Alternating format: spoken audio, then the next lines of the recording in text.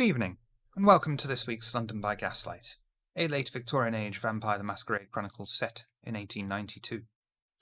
Awakening for the night in the City of London this week is Inspector Grey from the Clan of the Hunt, portrayed by Noscavian. Please do a rouse check to awaken from your torpor state, and don't fiddle with your camera. Can you come back to me? Sir Drake Burton from the Clan of the Beast, portrayed by Mark from the Boulette Club. Please do a rouse check to awaken from your torpor slumber. Gain a hunger. Thurston of the Clan of the Hidden, portrayed by Nitro Typat. Please do a rouse check to awaken from your torpor slumber. You're getting hungry tonight too. Aldrich of the Clan of Kings, portrayed by Woolly Bully from Tablegoth. Please do a rouse check to awaken from your torpor state. From your tabletop state. Your torpor table state. Eveline, the daughter of Cacophony, portrayed by Miss Hart. Please do a rouse check to awaken from your torpor state. Apparently I can say Cacophony this week, that's fine. Gain a hunger. Last but not least, Alistair from the Clan of the Moon, portrayed by Tina. Please do a rouse check to awaken from your torpor slumber. And you're all getting hungry tonight, so Noscavian, you might as well just gain a hunger and not be the odd one out. Oh, but you're fine. Well done. Yes. You do not want a Banu Hakim going on a hunger frenzy with the coterie. True. And is Roll20 going to work? It is. We've been there, done that. Earlier in the week, Nothing happened. Aldrich goes to one of his holdings in the city. There, deep in the cellar of the building, shackled to a chair and kept unfed and unclean in their own waste, is the cult member Aldrich extracted from Limehouse. He strides in confidently. To his side is a table. The gang has laid out various implements that Aldrich is sure to come up with some creative uses for.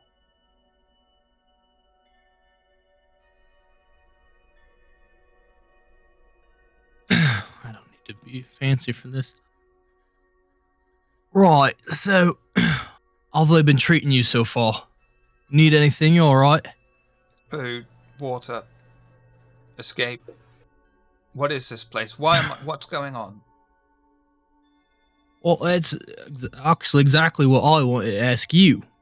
What was that place and what the fuck was going on there? It's called a Mithraeum.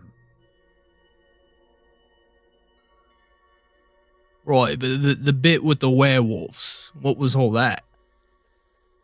I don't know. It's not something I've been privy to. I haven't been a member of the family for very long. Out of curiosity, how long have you been in? 3 months or so? Right, and this is the first time you went to one of those meetings like that? No, we go regularly, every week. But I've never seen anything like that before.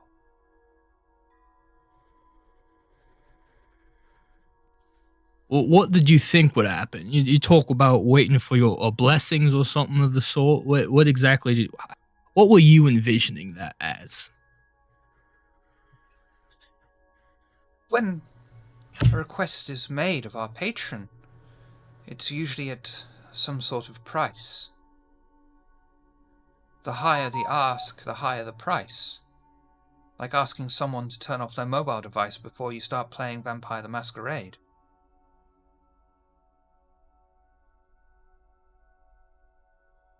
Was there a particular ask that you had that evening? Do you make it as an individual? You all just pray in your heads, or you all get together and decide what you want to ask for? It's a first come, first served deal. Not everyone is entitled to be able to ask the Master for something, but when the Master chooses to bless us, it is divine. And all he asks in return is we worship him, which we do gladly, and without question. Have you actually seen any of these blessings going around? Of course. What kind of fool would I be to do this without proof?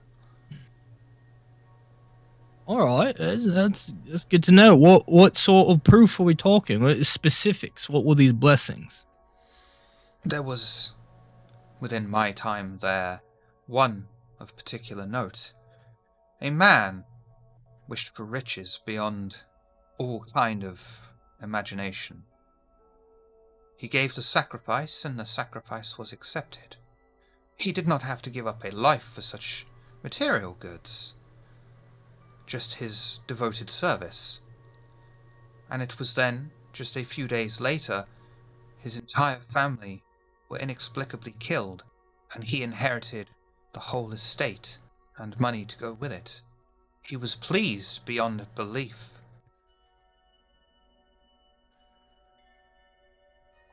It sounds like a pretty good deal.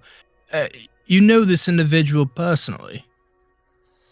I'm not on a first-name basis with this man, but he is a member of our family. Right, you have the name at least. I believe, and just as he's about to say it, Destroy him, kindred, now, or you yourself shall be obliterated. Oh, I'm trying to make a friend with money right now. No. No. If you get between me and my money, this is where we split ways officially, sir. That is not my concern. Fucking will be, I'll tell you that. Look at the guy. Alright. I've received my own blessings of a fucking pain in the ass, always demanding things in my head. It's good to know. If I can't get it from you, I know you've got a rich friend elsewhere who might need a friend like me. That's interesting.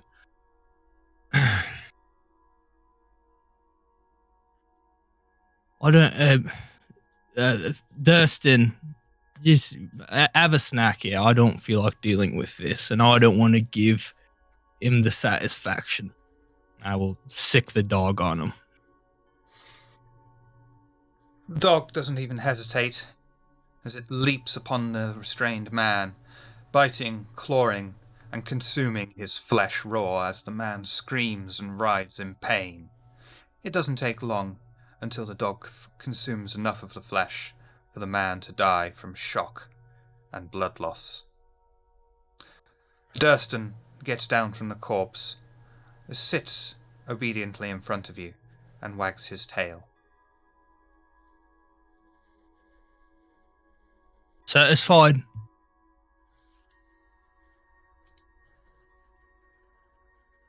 Yes. I'm just fucking pleased as peaches right now then. Alright. Don't get between money again. I'm letting this one slide. That is not my concern. Right. Nothing's a concern to you. Must be nice to go through life without any concerns. What's your willpower level? 6. Out of what's your maximum? 6. Tits. What's your hunger level? We don't need to talk about that. That's 3. You may take that down to 1.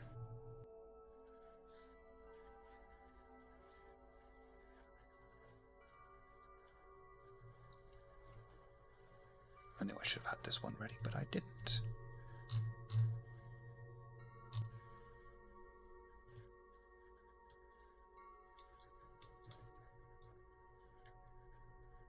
Your obedience has been rewarded. And you feel vitae coursing through your veins, multiplying itself spontaneously, feeling refreshed, recharged, and energized.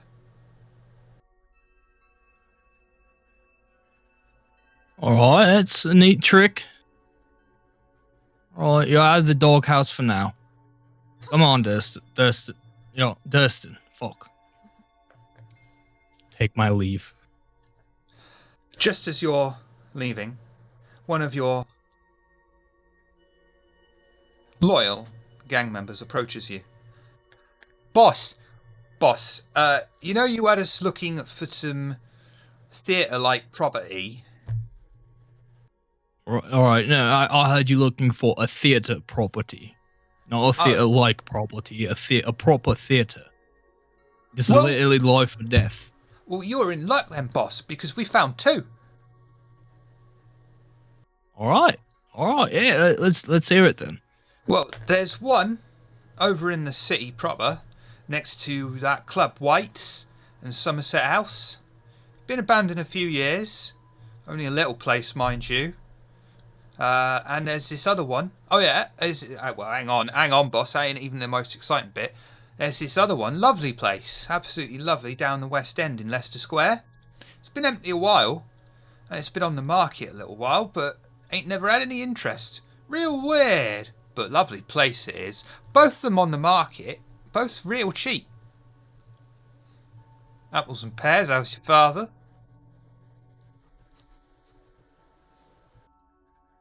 All they decent spots? I'm not looking for a deal here. I'm willing to spend quite a bit of money to ensure my future, the future of my brain and ears. I'm just not looking for something on sale. So these are proper places. Yeah, they're right proper places. They used to be like real theatres back in the day, but they ain't been used for, I don't know. Why? I don't know. You didn't ask why they weren't in use. You just wanted to know about theatres. And theatres are coming in short supply in this day and age. It's some sort of weird thing. There's more and more popping up around the city, especially in the West End. It's a great time for the arts. That's why I'm a bit suspicious that these properties are just sitting there. Well, there ain't nothing else to do in fucking London at this time apart from catch the Sith. Well, I give you plenty to do. You've got the best drugs in the whole damn country.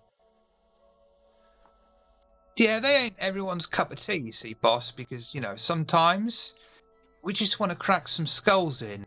And if we've had some of your stuff, we just want to go to sleep. Right, that's why we've got the new stuff. The medicine. The cocaine.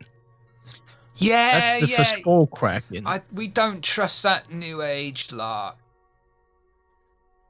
I do, and I trust the money it makes. So, right, you're thinking too much. Thank you for finding the theaters. I will take some friends and I will view them myself.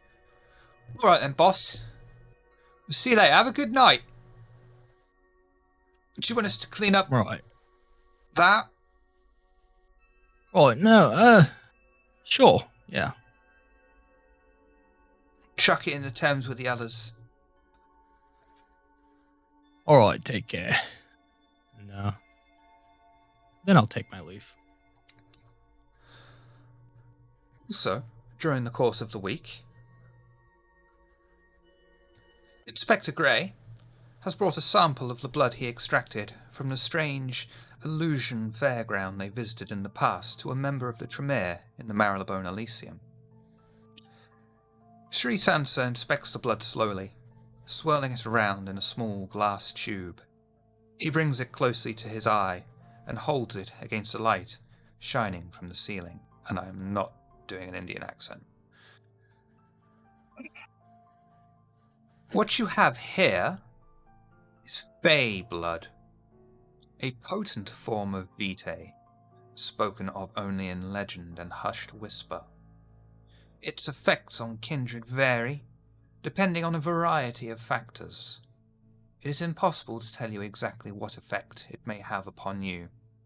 If you wish to know, your only choice is to ingest it.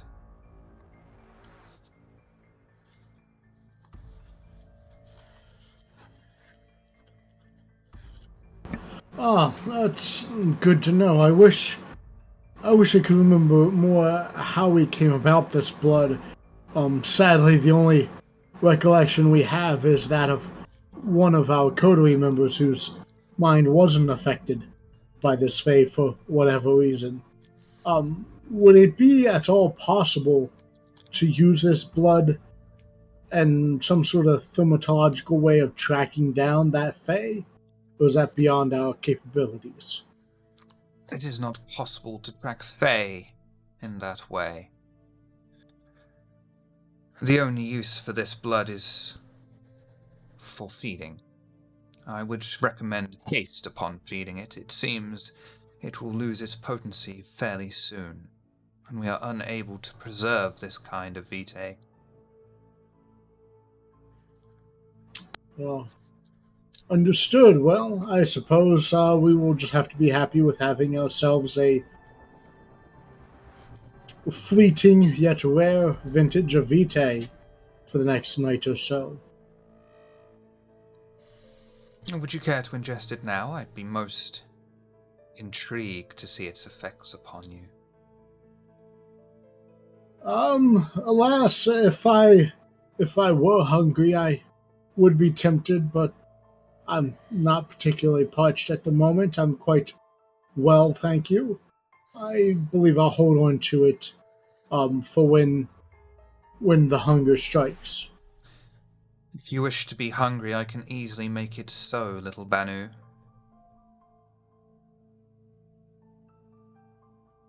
It's quite possible one of my other coterie members may have a greater need for it than I.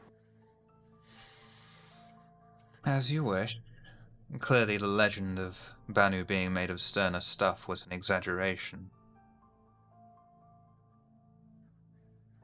Yes, I mean, I know there's the rumors that Banu are all blood fiends, but sterner stuff, I'm not sure how that one got started. It seems to me like there are other individuals who have a greater deal of fortitude than us. Blood fiends no longer, though, since we did our work. Indeed, indeed. We are a righteous clan who upholds justice. I'm sure.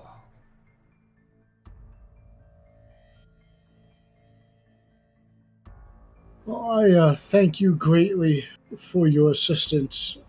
If you have any need of me, I'm listening. Otherwise, I believe I have all the answers I came for regarding this blood.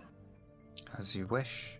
And if you come across any other interesting artifacts, please feel free to come again. I most certainly will. Thank you. And I would bow. Groovy. Which brings us to tonight. To the Whitechapel house.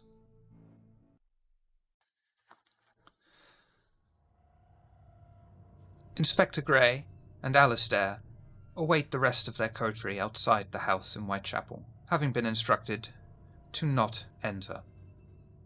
Inspector Grey says he is eager to chat with Aldrich and Thurston, as each awaken in their respective rooms inside of the house.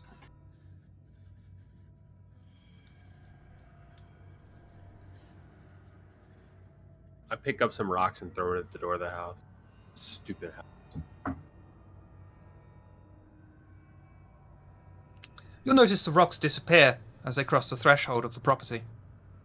Literally not surprised because I played with the mirror, so I just keep doing it.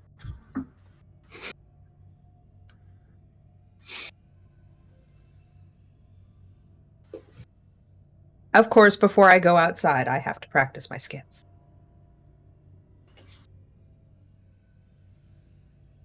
As soon as she starts singing... Good. Oh, as soon as she starts singing, alright, I'll go answer the door, anything to get away from that. Yeah, I'm stuck up in my room on one of those upside down, where you hang from your ankles to do sit-ups. So I'm somewhat indisposed at the moment. Just like a man bat almost. We are Batman. Yeah, that's actually a good question. The rocks are disappearing, but are they making a knock on the door? No. Oh. But I think it's, you would, if you would be able to hear Alistair and Inspector Grey outside, regardless. They're not being silent as far as I know. Yeah, I'll go open the door, step outside, and close the door.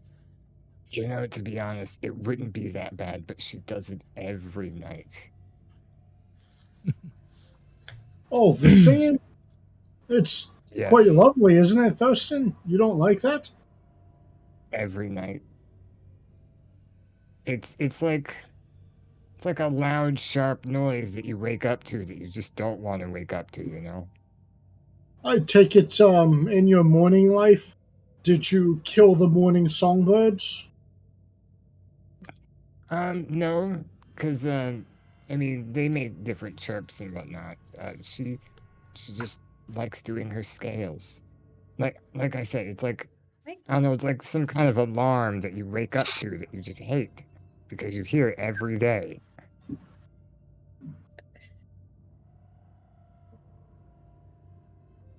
Interesting. I mean, I suppose you could look at it that way, or you could look at it as a beautiful serenade to usher in the night. Who does not like to be awakened to sweet music?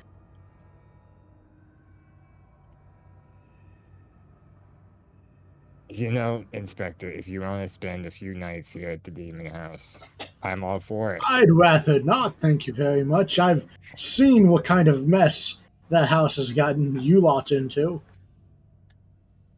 Mm, eh. I've been relatively lucky, to be honest. That is good, Thurston. That is good. Um, since I have your attention, were you able to acquire any more of that vintage Vitae you had so many nights ago? You know, by chance, I actually did. I mean, I know that the others were really interested in trying it, but if you want it, by all means. Are you at all Oh, hungry? At this point, I've slumped down and I'm on the ground, and you just see I stick my hand out. That's it.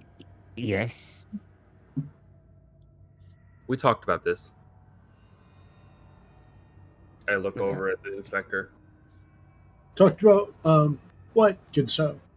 You hogging everything and not sharing. Oof, you are most Oh, good.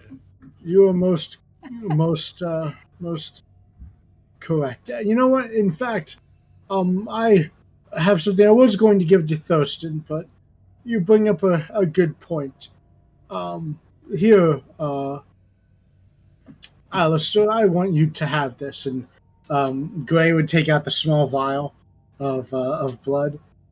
This is a special vintage of blood from that Fae we encountered. I hear the properties, while unknown, are said to be quite magnificent. A fae, you say? Yes, indeed, a Fae. Oh, you mean the lady you all don't remember? Yes, the one that I you told us about. Yeah, I think so. I like hanging out with you, Alistair, but it's getting hard to remember what I don't remember.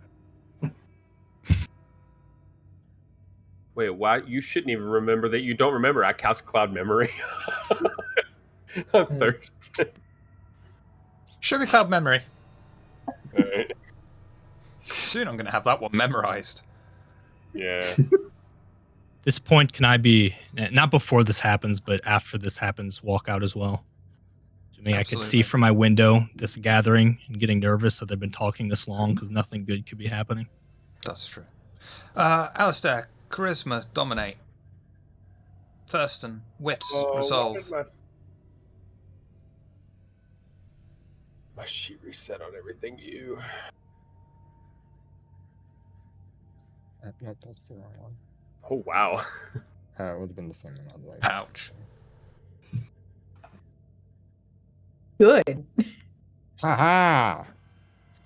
It's fine. This is the last session. That's going to be a low power. The Alistair. first time. Wills the vitae to his throat, so that his words may cloud the memory of Thurston. Unfortunately, Thurston's resolve is far too high, and Alistair fails, attempting to rouse his vampiric powers upon his kindred fellow. I don't think I ever expected to hear the storyteller say that sentence, that Thurston's resolve was too high.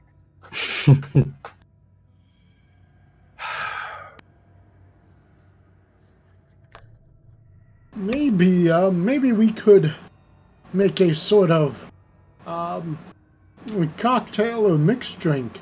We could mix together this vitae, Thurston's vintage, and we could all enjoy it. The three of us.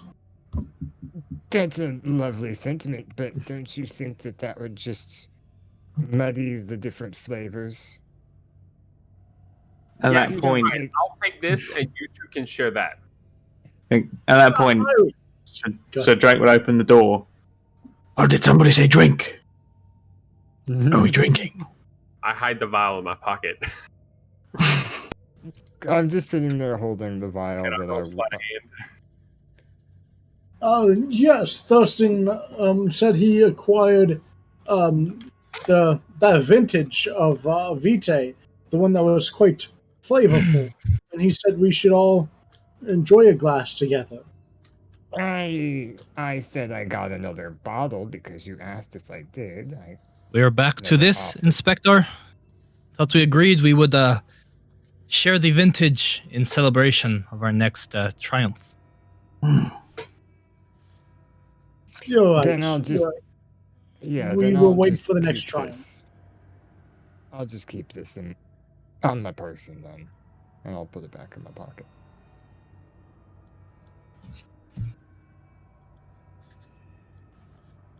Speaking of, was there any pressing matters this evening?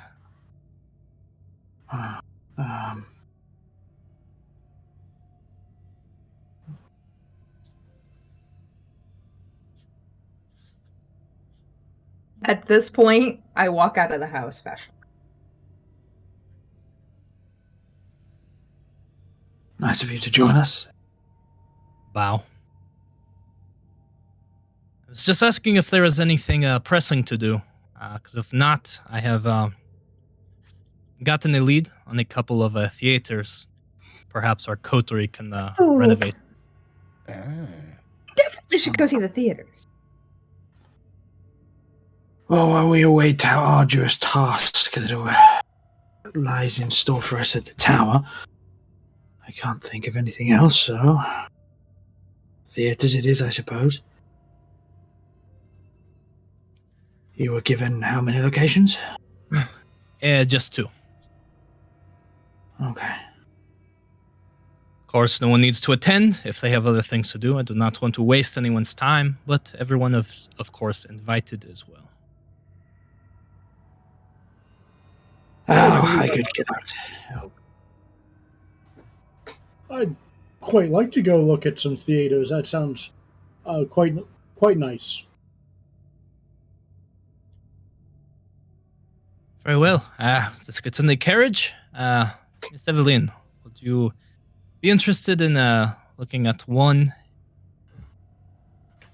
the city proper, Club White and Somerset House, or one in West End, Leicester Square?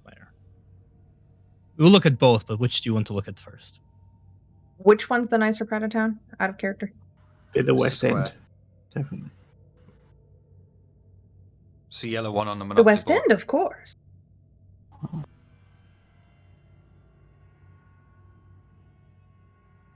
Okay. We'll pile in, head to Leicester Square. Okay. Anything you wish to discuss on your journey?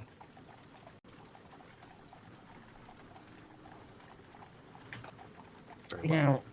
Now, Inspector, you know, as delicious as you find the vitae I brought, I feel like the wait, did he give it? He gave it to Alistair, right? Yes, I believe so. If if you have something as valuable as Fey Vitae, I feel like that's something that should be shared with the group for celebration. I'm sorry, Fey Vitae? I squint. Where did you acquire such a thing? I pull it out and give it to Aldrich, and I say, for somebody that's supposed to keep secrets, you sure have fucking loose lips. And I just hand it to Aldrich. I have loose lips? No, I was talking to her. Oh. Yes, the Vitae from that creature we encountered but don't remember. Remember when we found ourselves in that empty field and Alistair was good enough to tell us what had happened? We had a sample of blood, a sort of proof that entity was there. I tried to see if there was a way to use it to track down the entity, but alas, we can't. I was just able to confirm that the Vitae was Fey in origin. While I would certainly agree with you that it is worth sharing with the entire coterie, alas, I don't believe that small vial will be enough for the entire coterie. I think just one of us will be able to drink it.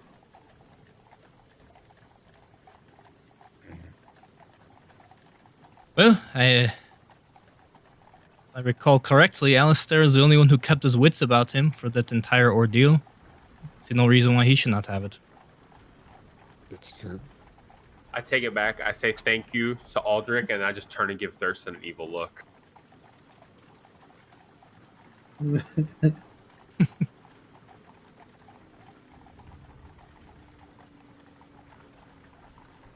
Quite right, quite right. Alistair certainly does have impressive mental fortitude. Yeah.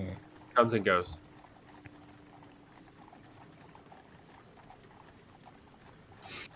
The carriage comes to a halt. Can't. Sorry, carry on. It wasn't anything important. That's fine, that's fine. You can't go insane if you're already there. She's right.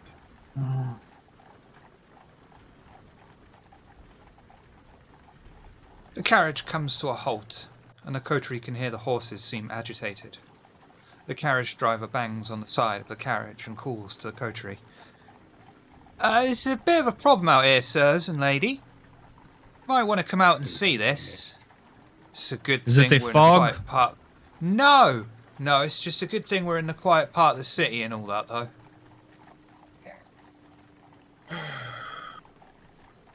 I'll bring my sword. Oh, I just poke my head Oh, out you the ain't door. gonna need your sword, mate. He always needs a sword. He finds a way to use it in every situation. That sounds like a challenge. And I'll get out of the carriage.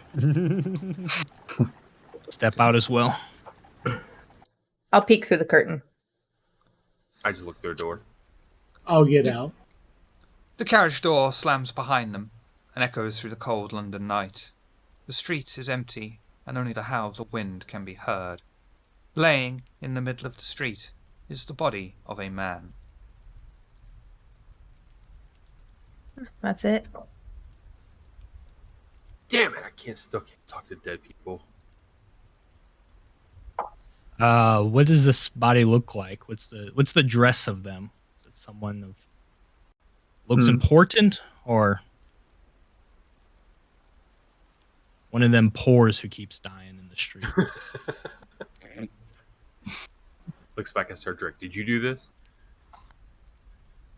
Do wits and awareness. Show him the blade.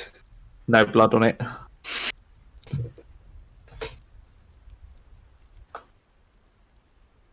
Who's doing wits and awareness?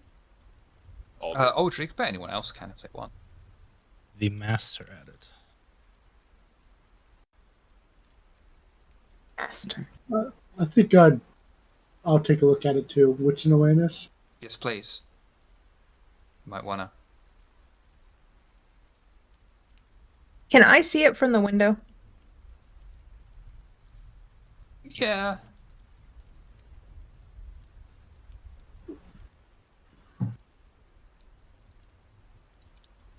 Oh. Um, I'm glad I decided not to roll now. I think I will re-roll the 4, 0, and 5. Okay.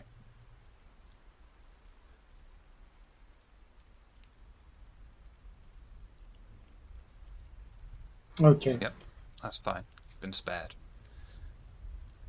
You can see the corpse is tidily dressed.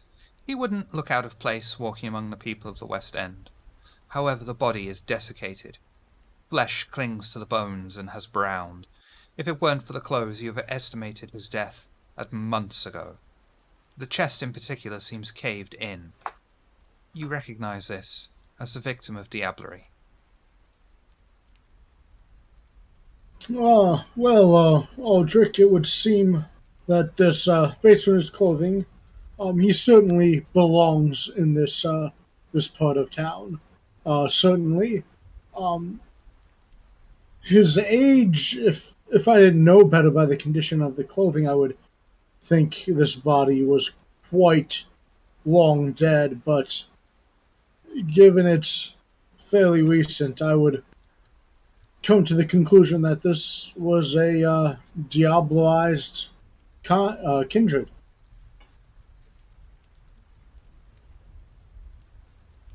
Left in the streets like this. Indeed, just completely drained and exsanguinated of all blood. Everything, including the soul, just pulled out of him, and his body left a desiccated husk. Looking around, is there anyone else noticing this on the street? Are we the first to come Streets are upon this? empty. Is there like there's a trunk on our carriage, isn't there? Yes. Immediately pick the body up and stash it in the trunk. Would I have been able to tell if it looked like the body was killed here on the spot, or were there possibly signs that it was dropped here? The rain has washed away Can't any tell. signs. As Sir Drake goes to lift the body, Alistair's eyes gloss over. And he has the feeling and knows that this body needs to be searched before being moved.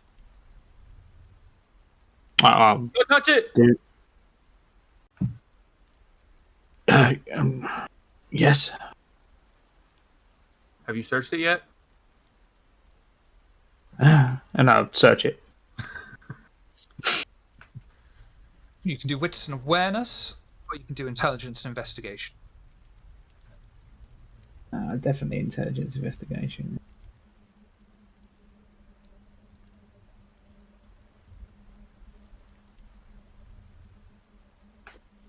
Okay. At this point, burst out of the carriage and say, "You're not doing it right," and start rifling through his pockets. Intelligence and investigation, please. Sir Drake stands over the body, runs over it with his eyes, and then shrugs. Aldrich will get an umbrella and make sure to hold it for Eveline as she rifles through her corpse's pockets like a proper lady. Eveline rummages through the pockets as only a lady can. She can find that there is clearly things to find on here, but is unable to locate them upon the body. See, that's how you do it. Now search.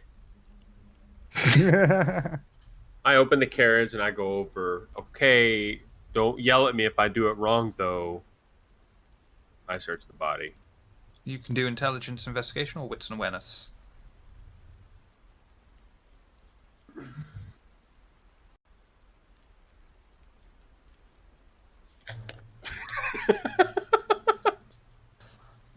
This is gonna be one of those nights. I've got This is the most perplexed body ever. Okay, would you like success at cost? Me? Yeah.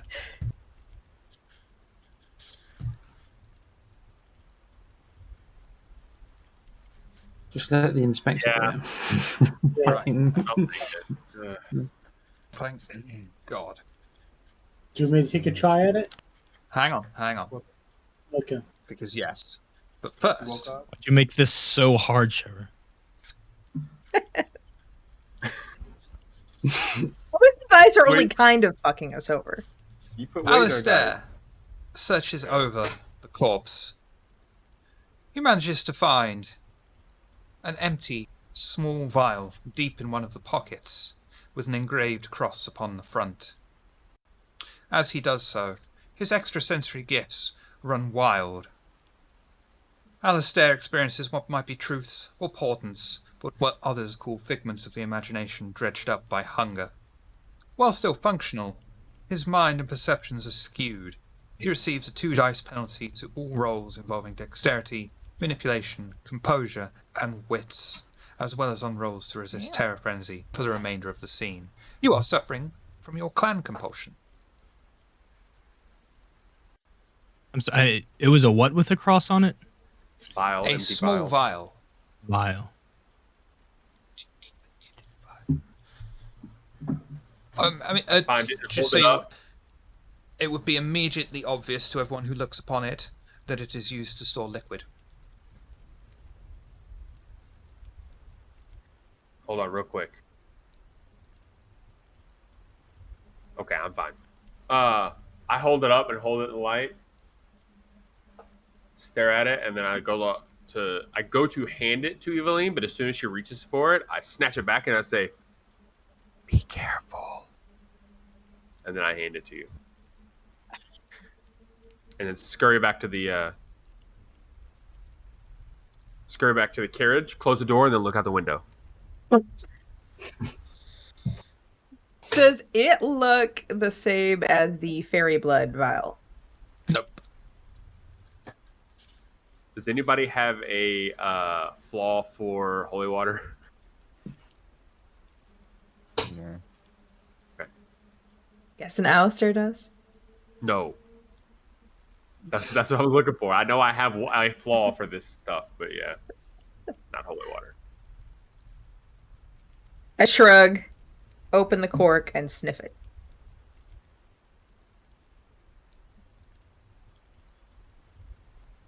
I don't think you need to roll anything for that, because you'll probably fuck it up.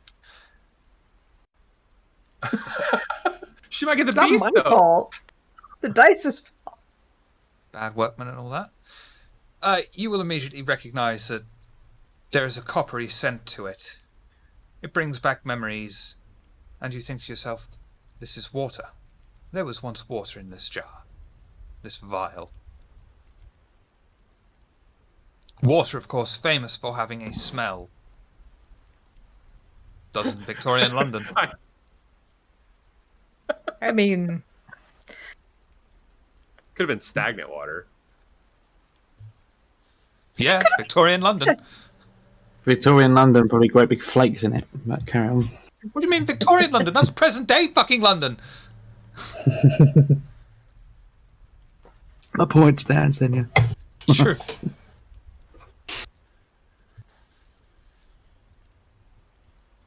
it's an empty vial that used to hold water.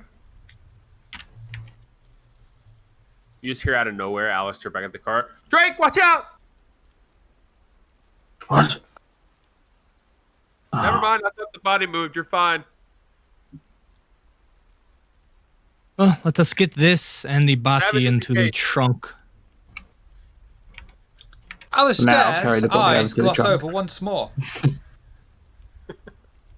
And he feels that there is still more, far more to be found on this corpse, and it shouldn't be taken away so quickly until all the clues have been found. I hand the vial. I hand the vial to Inspector Gray.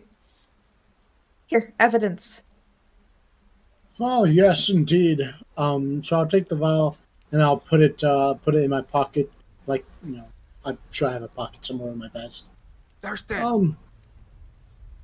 I suppose I'll take a look to see if I can find anything else on this person's corpse. And Inspector Gray would walk over and investigate, try to see if he can find anything on the individual. Would you prefer intelligence and investigation or wits and awareness? I'll do wits and awareness. Wits and awareness for me, please. While he's rolling that, Alistair, I'm in the carriage with you. You don't have to yell. I know. Can you talk to dead people yet? No. Now we really gotta learn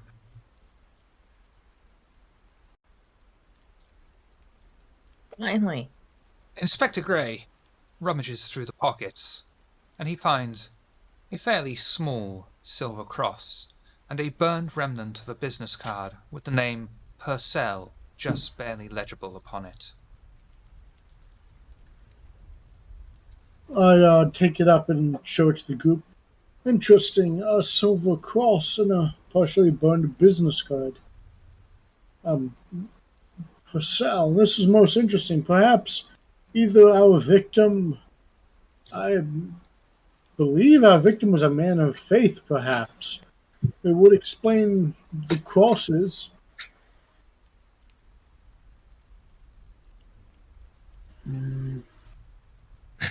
Well, it's this not the Los Sombras wheelhouse? Perhaps they will recognize the body at the very least. So, if we can please get it in the trunk. Not done.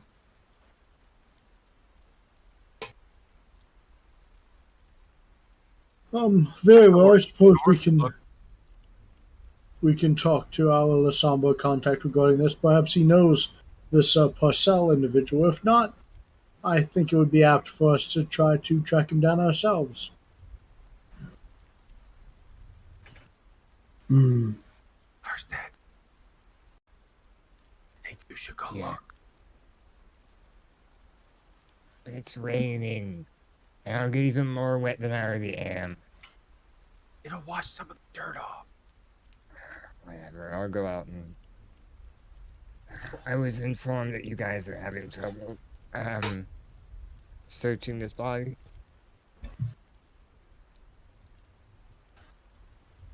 Yeah, no. You're welcome to take a look as well. I'm doing wits and awareness. Okay.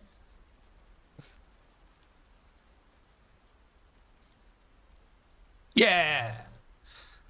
Thurston rummages through the jacket of the unfortunate creature lying on the floor before him. He finds, in the jacket's outer pocket, a small Bible. On the front cover is a stamp for St. Paul's Cathedral.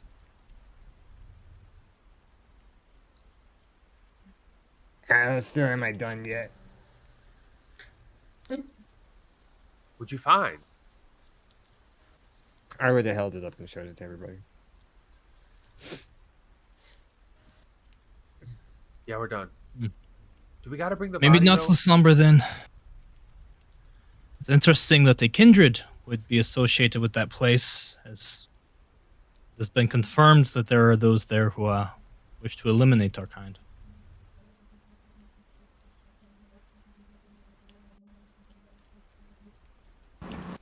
Perhaps the victim was an individual who was either begrudging of the gift of Cain, or perhaps they were seeking some sort of repentance and forgiveness and sought out the church. Shiver. Does this guy look familiar? And what I mean by familiar, would he possibly be the guardian of a specific kindred? Is it the guy that look okay?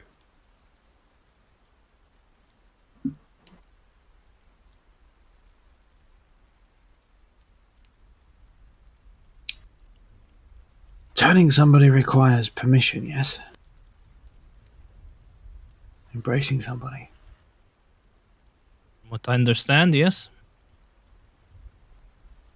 Well, It can be done without permission, but that has its own risks. Oh. Think, lest we be tied to whatever has happened here.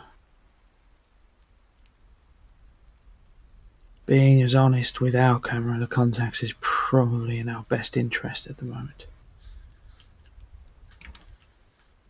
We could take it by Elysium first, before we get blamed for something.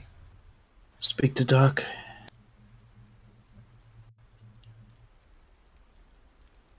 If I'm not mistaken, he's La Sombra as well, isn't he? Yes. So that will be 2 birds with 1 stone.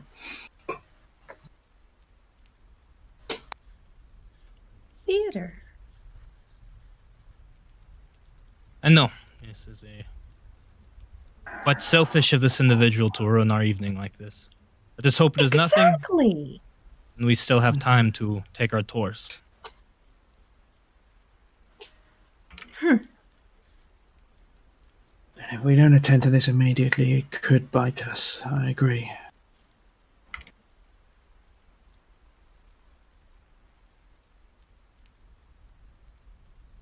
So we'll storm away and then head towards Elysium. Right. Yeah. So he finally picks him up and puts him in the trunk. Try not to disturb what's left too much. Want to keep him intact. So. Anything you wish to discuss upon your travels, or would you like to arrive straight at Elysium? I'd like to attempt to heal on the way back. Okay, do a rouse check for me, please.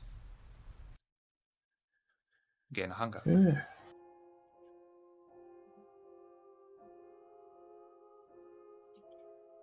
Ooh, I'll do the same now that Demon Dad made me less hungry, if that is okay. Of course. Do a rouse check for me, please. Demon Dad. Gain a hunger. Your compulsion is now over, Alistair. Elysium is back to its usual busy state. Kindred attending to stick more to themselves than normal, however, and a thin air of caution seems to fill the room. Pandora is sitting back in a chair with a notably empty stage as she sits, staring, playing with her drink.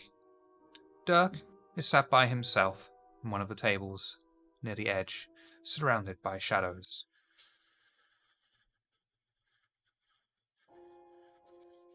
Assuming we'd leave the body at the carriage and have him go to it instead of waltzing in with it. Yeah.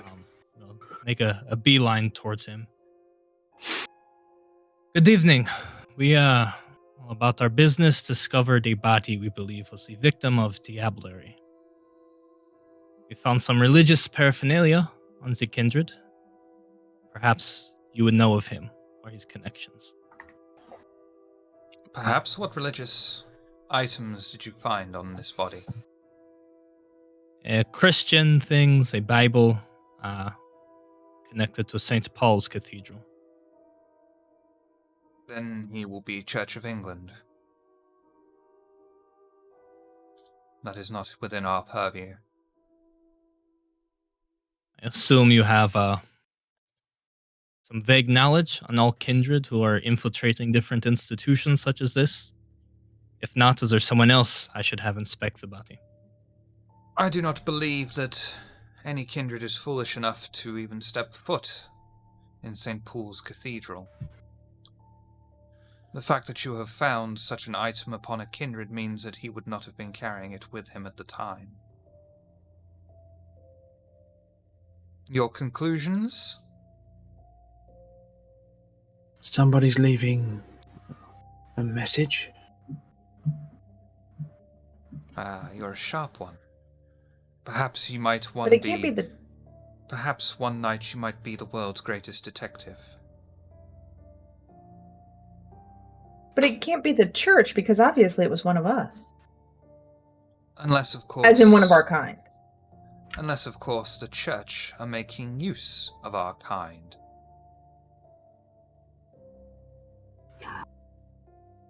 Dirk. preposterous, Dirk, and probably incorrect. I'm sorry to tell you. Forgive me, but I don't remember who told us, but isn't some of our kind within the church? I mean, did we not bring you somebody that worked for the church that was one of us? The Catholic Church. Right, so is it just as much of a possibility that they work for this church too? If they do not have any ties to the Camarilla. Or at least to La Sombra. Right, but there's cults out there that have no ties to Mithras. So if they're doing that, why would it be any sort of surprising that this is going on? I never said it was impossible. But it would be a shock, shall we say, if there is a particularly large group of kindred outside of Lord Mithras's wing of influence infiltrating the most powerful institution on the land. And any agreement between a Catholic and a Protestant institution would be like us agreeing with the werewolves, Alistair. About as likely. Whilst that would normally Nobody be saw that true, there are certain societies that have united above such petty squabbles. As long as they face a common enemy, namely us, they are happy to get along.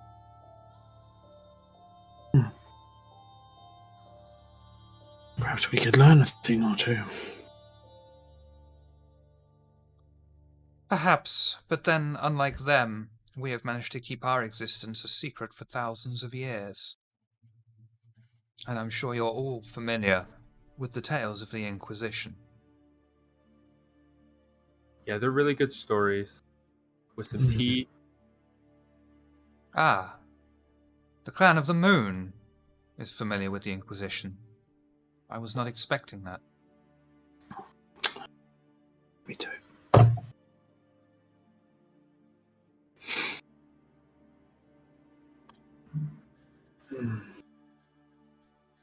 What about that?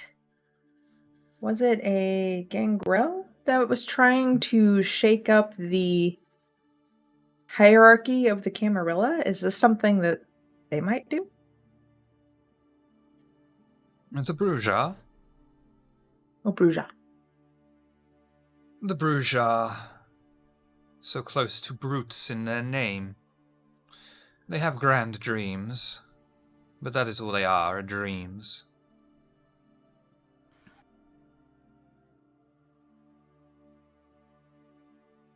What about the Sabbat? That is a possibility.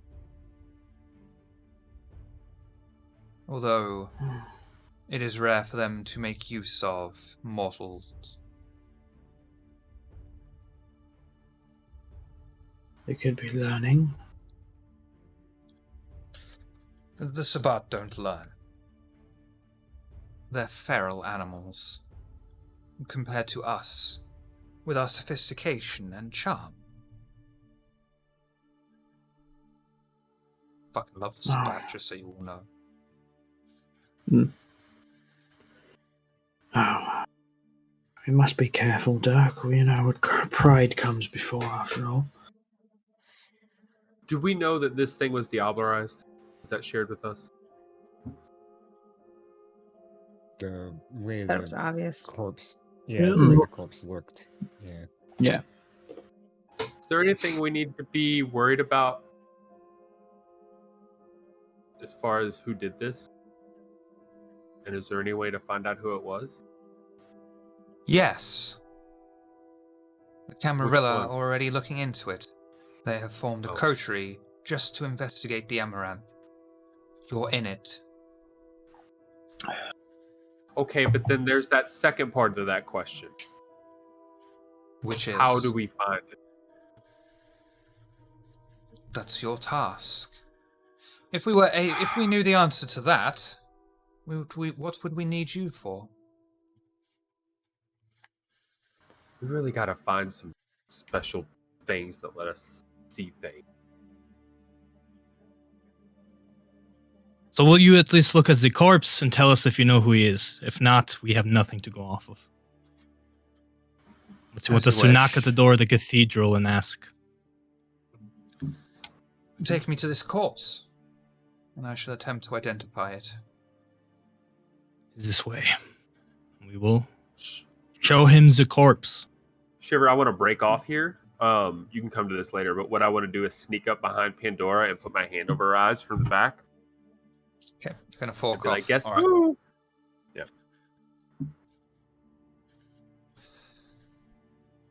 Yeah, we'll come back to that. Yeah. Dirk is led out onto the streets and shown to the back of the carriage. So it is here, I take it? Crack the trunk open. Dirk closely inspects it, running his eyes over it, and stands back straight and looks straight at Aldrich and addresses him. You're a blasted fool. I've been called worse.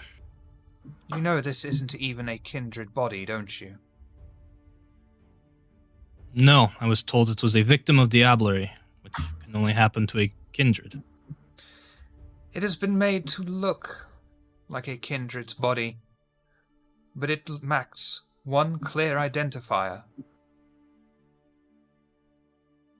The teeth, dear boy.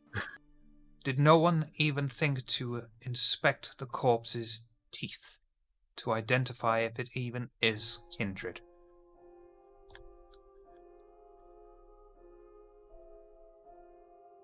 Showing no Where respect for the teeth dead body. Popped out when we died.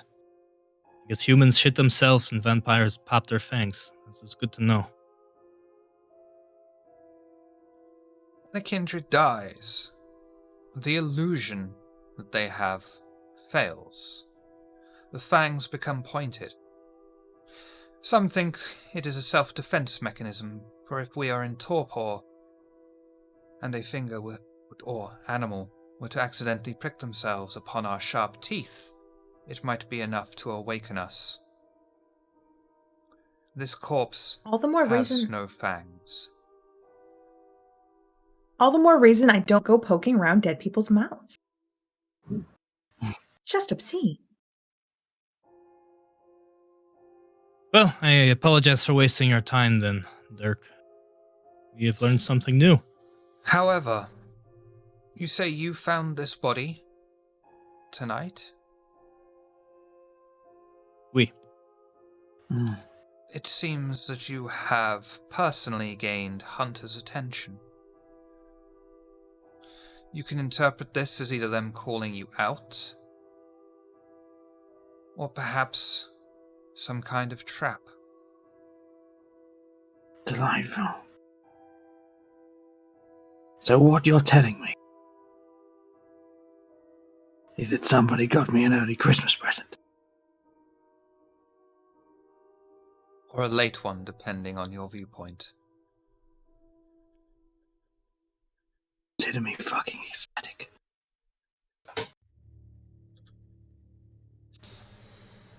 Although it is a relief that none of our kind have succumbed to the Amaranth. But it is still a very active threat.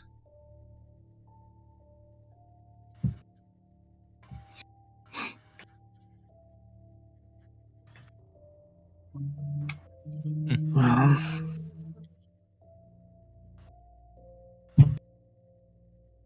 if we're to do battle with hunters, I best feed before we do. Suggest everybody else top off. Looks like we are the game this evening. Hunters are very wily. If they have announced their presence in this way, then it means they're always watching you. You should be constantly on your guard, for it is when you drop your guard and least suspect it that you will be attacked. Although with 6 of you, I failed to see what a single hunter could do unless he was extremely skilled. And from what I understand, Monsieur Aldrich has already shown up several hunters so far.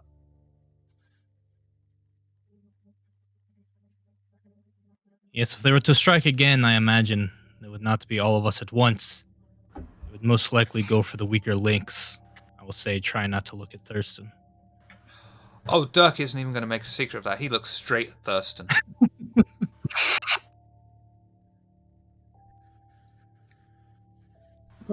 Dirk, I appreciate your message of caution, truly, but all you've done is threaten me with a good time.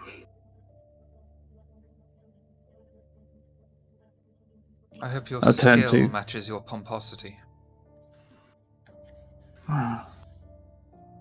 We do have 2 very strong men. I'm sure that's going to work out amazingly. I can't believe I overlooked those damn teeth.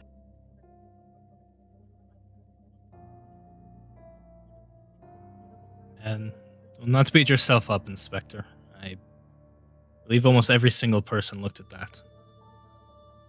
I, of course, didn't. I would have noticed had I actually looked, but in the future.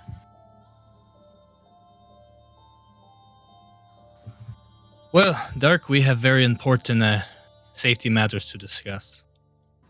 We'll be seeing you. Good evening.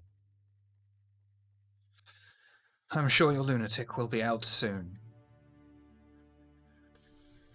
Speaking of the lunatic,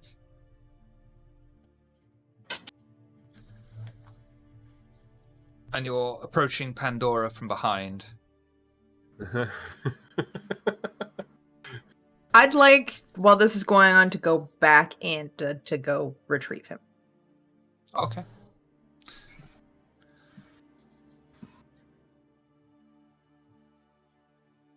Trying to think how she would respond to that.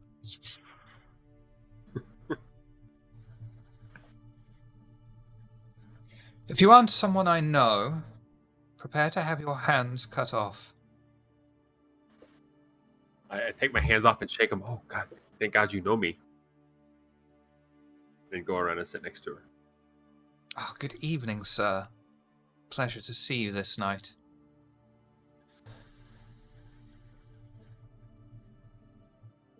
You're here. I am. First of all, I wish to thank you so much for your help so far. From what I understand, Matthias is in the bowels of St. Paul's Cathedral. I wish you to extract him for me. Now, I understand our kind do not simply do things for free. So I offer to you a boon. Anything that is within my power to grant unto you, I shall. I would suggest you do not go into the place alone. It is highly dangerous, and I do not ask this lightly of you. And I would be grateful for your and your coteries' assistance. Scout the area first. The weakest point of any system is the human heart, at least in my experience.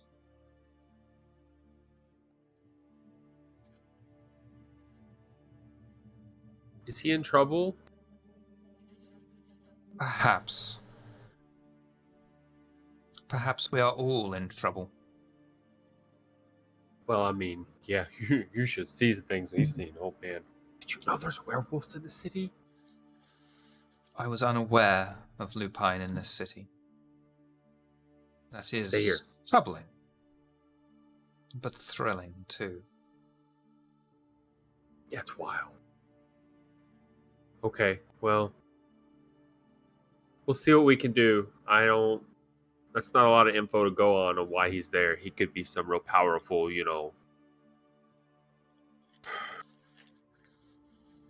true believer. If he were a true believer, I would have known this. Oh, so you think they're manipulating him? Perhaps. Or perhaps they are aware that he is my pet, and they are interrogating him for information on the rest of our society. Did you move? I have, just in case. Smart. Okay, well, I'll let everybody else know. Take care of yourself. Eveline's a really good singer. Maybe she could sing for you sometime up there. And while you're saying that, what's waiting for this? I walk in and I see them engaged in conversation, and I see the empty stage. So he happens to say that just as I start singing on stage. Okay. Are you going for any particular result? Or just singing for the hell of it? Necessarily, just showing off. Okay, that's fine. You don't need to roll for that.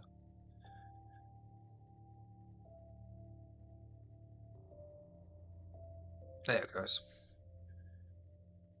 Indeed, she has most angelic voice. I have heard rumor that she has been asked to perform for the upcoming ball. Oh yeah, that's happened.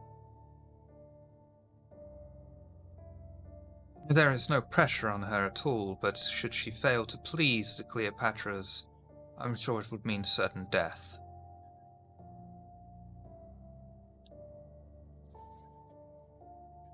Yeah, that would be terrible. I have nothing to wear. I would suggest finding something to wear, otherwise you might end up cold. Yeah. Should I find a date? I believe your coterie is your date for the evening, is it not? Oh, but I don't have that many elbows for them to hang on to. Then find some dead bodies and mutilate their arms. What if I know some undead bodies? Even better. Isn't that more of a meatsy thing?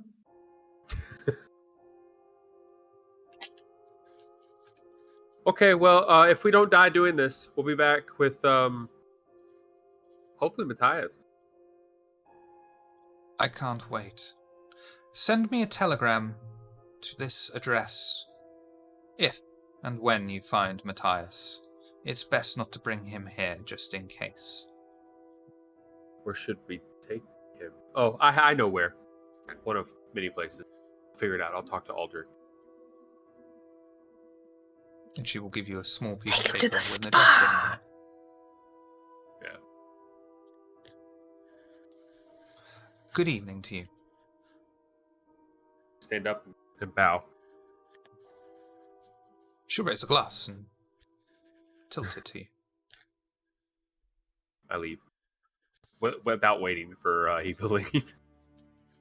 As I see him leave, I stop singing and leave as well. You'll get a few claps here and there, which, considering Elysium, is quite an achievement. And you'll notice that most people are staring and looking at you as you exit the stage and leave Elysium. Aldrich will Primer. clap very loudly.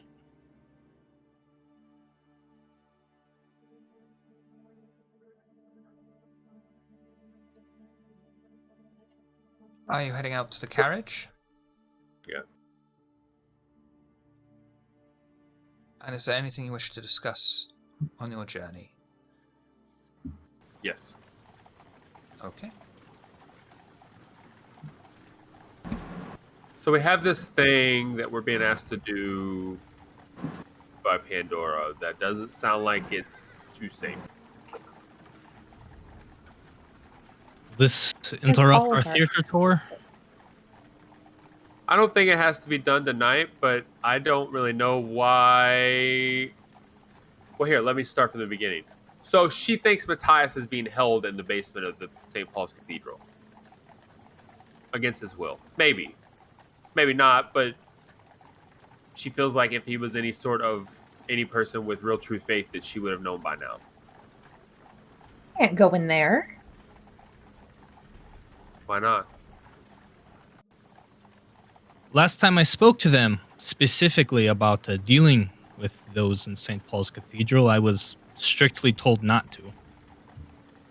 Does Pandora have more authority than those who told me to stay away from the hunters? No, if I have but permission, I will gladly march in and I help don't think Pandora that's out. what she was going for. She made mention of basically sneaking in and using their weak point. And I look over at Thurston, which is their heart.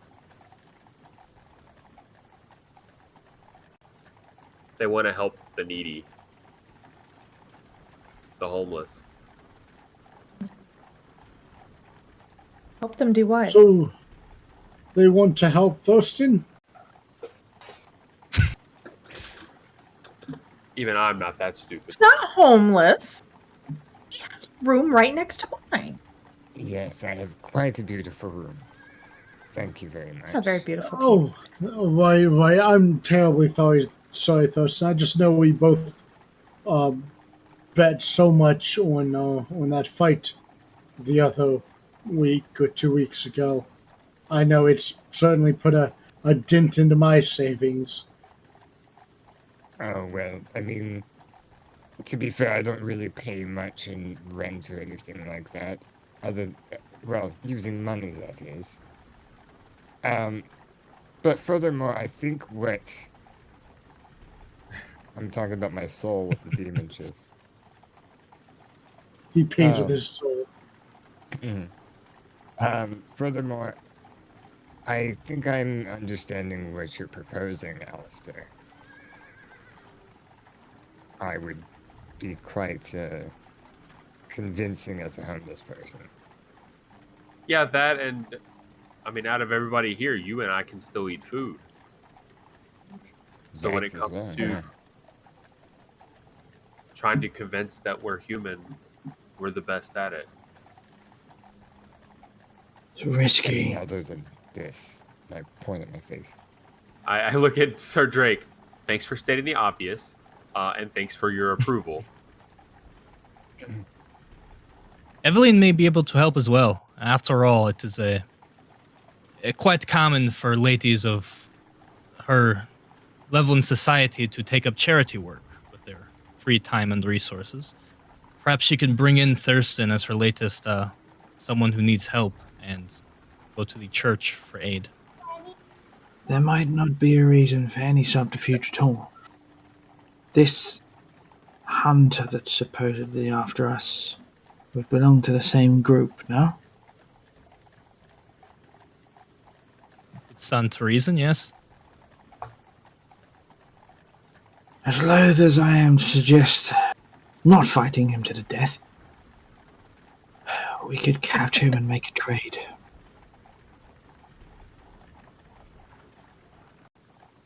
You know, I know that you're very upfront about wanting to do this would it be the hard way? For you, it's very easy. I don't know. But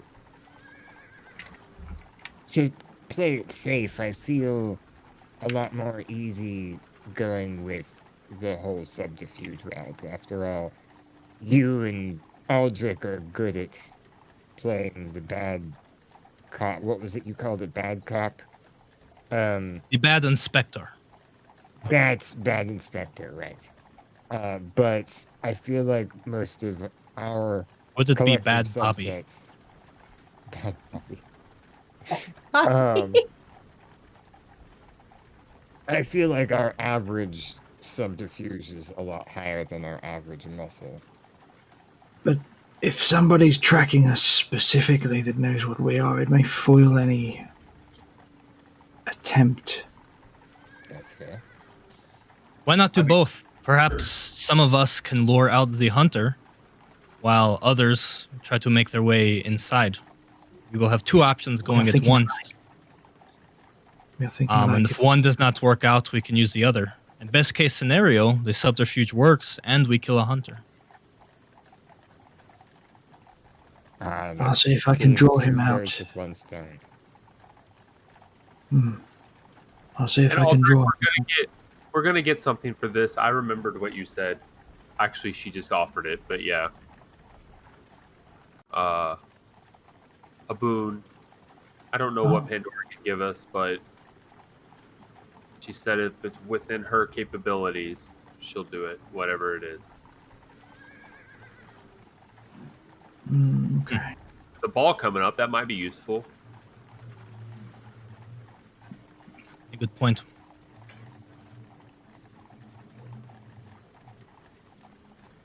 I mean, considering who is holding the ball, I could figure out a way of pulling a few strings on my end as well. Or seeing if I can find a few strings to pull on.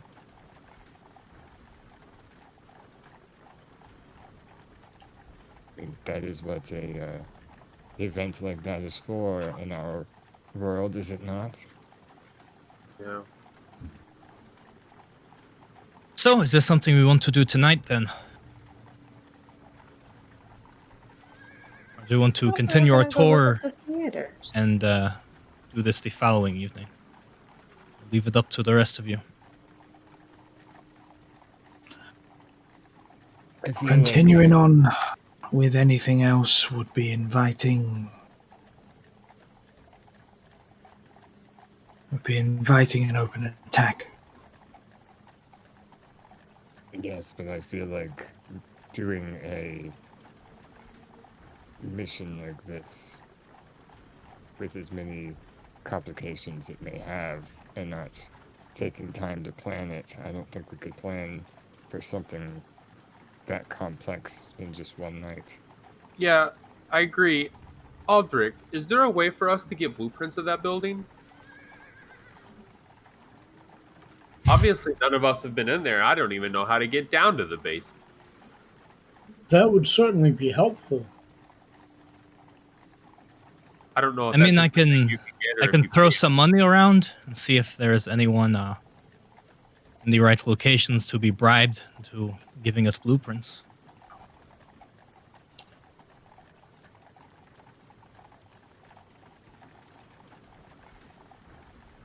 Or I can, I can hang around the cathedral and make someone give us the information. I mean, the inspector and I also have friends, like friends that aren't us that could possibly go during the day and go inside and look around. That is a good idea. That may be a better idea indeed. That's risky.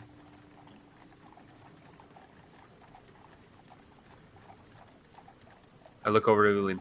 So yeah, we can still go look at theaters. Goodness. And if we are attacked while doing so, so be it. I mean, Dirk said it himself, we are more than a match for a lowly hunter. Yes. Yeah, would give us more info. May not be just one, but everyone should be fed just in case. And, so Drake would want to feed before heading on his real estate tour. You want to set up feeding scenes before we do all this? You want the carriage to pull over briefly and have a look out? Yeah. Yeah. Just to keep going to the West End Theatre first. Yeah. Okay. We have a property in the West End. If you'd like to swing by our place. I can always use a fix. I mean, for the sake of expedience, it makes sense. Yes, for the sake of expedience, of course. So that is what we will do.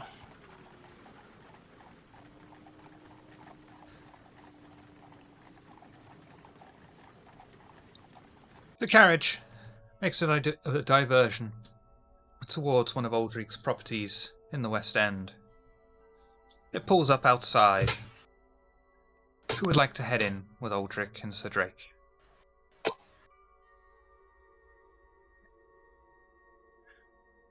Aldrich, Eveline, and Sir Drake exit the carriage and head in. Man on the table as they enter greets them. Master Aldrich, Madam Eveline, and company.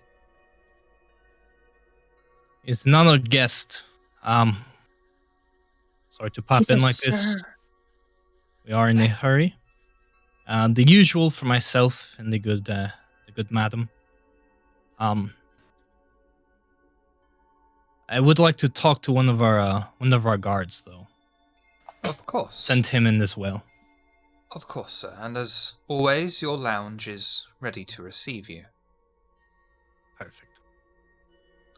You are escorted in to your VIP lounge, filled with satin sheets and silk pillows. Moments later, unless there's anything you wish to discuss on your own before. Yeah, on the way. Sir Drake, the guard is yours. All right. Yeah. Feeding roll. And Eveline, were you feeding? Yes. A strapping young man high on opium, please. Moments later, a guard walks in with a strapping young man high on opium in front of him on Is one he hand. exotic? Exotic and nubile. And a boisterous, attractive for the time young lady at his other hand. He ushers them each towards Eveline and Aldrich respectively, and stands with his hands firmly clasped in front of him. Boss, I've got your requested. I was told you wanted to see me. Yes, this is a specialist. He has some things to teach you. Oh, right. All right, then. Okay, let's Just work point around. at him Sorry. before I feed. Before I just point at Aldrich and say, "This one an issue?" No, not at all. Enjoy. No. Right. To Aldrich, their own. what are you doing with your food? Anything fancy? Did you or say my just name? I going in? didn't hear it. Aldrich. Oh, okay. Oh, yeah, just feeding. Very transactional. Okay, please do your feeding roll. That's fine. Aldrich extends his 4 elongated canines. His prey in his arms turns to jelly under his touch, and he snaps his jaws down on them, taking their blood and feeding himself for 2 hunger, but you may not go underneath 1. Though why I'm telling Tablegoth of all these people, I don't know. Eveline, are you playing with your food? I would like to sing a body song to my food before I. Sexy, What? lewd. Before I sink in my teeth. Eveline sings a song about ankles. The exotic young nubile man is firmly entranced by her voice and looks. She strokes the side of his face, and as he closes his eyes, extends her 4 fangs, sinking him deep into his flesh and extracting his vitae. You may slake 2 hunger, but do not go underneath 1. Sir Drake, are you playing with your food? No. Alright, just do your feeding roll then, please.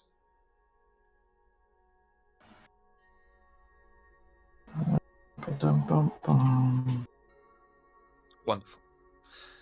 I'll do it. The guard sits next to Sir Drake. The guard, for a moment's awkward silence, the guard just wonders what's going on before Sir Drake, not messing around, extends his fangs and sinks them deep into the guard's flesh, extracting his blood and feeding upon it. You may slake to hunger. His mind is on the hunter, so he doesn't really want to play with his food at the moment. After the three kindred have finished their meals for the night, they get up and leave the VIP lounge, with the three mortals in a state of ecstatic bliss. Heading back to the carriage?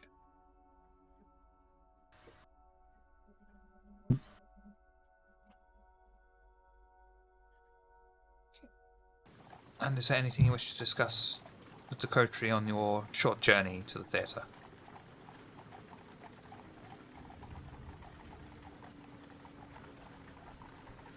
Very well. We shall take a break here and be back 15, 20 minutes maybe? We'll see.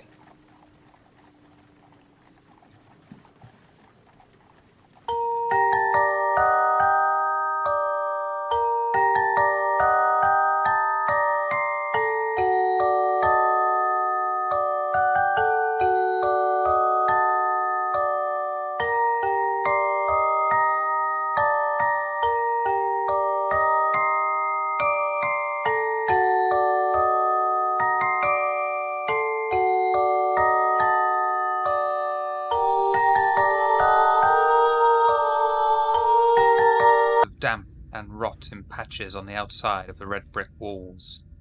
The decadent double-door entrance is blackened out, but has no boards across it.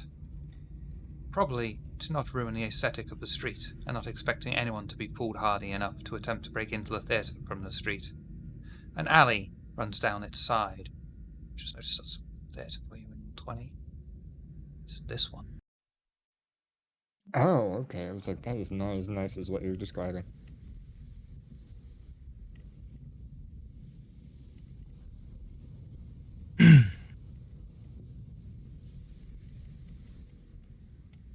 It's delightful, and I run out to the doors. Follow her lead. Doors are locked. They are locked? It's a nice-looking building.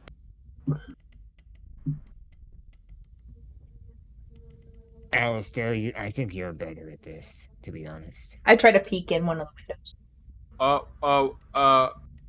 Okay. I take out that vial and drink the blood. Yes!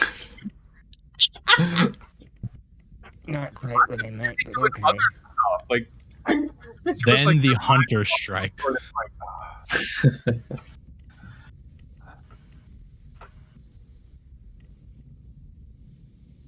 Residue.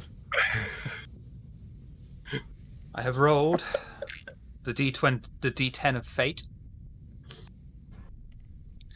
For the remainder of the night, Alistair suffers violent hallucinations. But you may slake 2 hunger down to 0. Ooh, down to 0. Nice. Alright.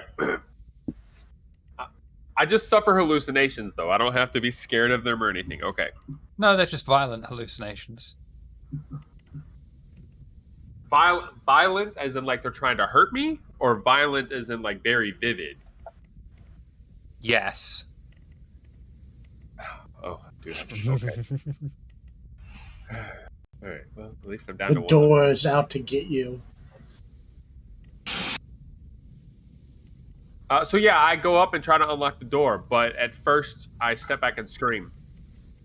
Get it off! Get it off! Get it off! Get it off! I would also like to remind you are in the West End. Yeah. On the I'm not street, screaming. plainly. I just- Breaking into a theatre on the West End on the street is not the wisest of ideas. I think you'd all have enough cojones, apart from Alistair right now, to realise this. My dear boy, are you okay? I'll go over and I'll kind of pat Alistair on the shoulder. I whack him with my umbrella. Bit me. Ladies, gentlemen, let's not make a scene here. Shall we get off the street? Is there like an alleyway a side we could go down. Said there was something on him. I was just hoping. Wait, what? There's nothing on me. You said get it off. Yeah, the doorknob bit me. Oh. Perhaps I can help. I will just step. It's a doorknob. Yeah. I'd be able to just twist it and break it to open it. I feel compelled to warn you that you could do this, but it is a very, very bad idea. He already said we were quite visible from the street. Yeah, in a part of town where we shouldn't be doing this. It very implied. That's why I thought it looked more casual. Like I literally walk up and just twist the doorknob and open the door type of So deal. it looks like he's just opening the door. Yeah, no, I'm not like busting it. Like literally because I got my good hand. But if that would, if even that would be, yeah, I mean, these are big suspicious, double doors. You're gonna make a lot of noise even doing that as well. It's going to attract very. Well, someone's already making a lot of noise. And that's why I'm trying to get you guys to go around. Lunatics are fine. They still are to this day. Yeah, we'll look for another entrance. Yeah, like a side alley. Alleyways. Yeah. Read the Victorian lore about Malks. They're just like, oh, there's another stupid person in the middle of the street yelling. That's serious. An alleyway that runs the entire side of the building and leads out to the other side of the street lays before the coterie. It seems like it gets cleaned regularly, and only the usual amount of dirt that accumulates through the day is visible. They can see about 3/4 of the way down the alley from where they are is a double door that connects to the theatre and is quite plainly an exit. Are there any windows? Not on the side, no.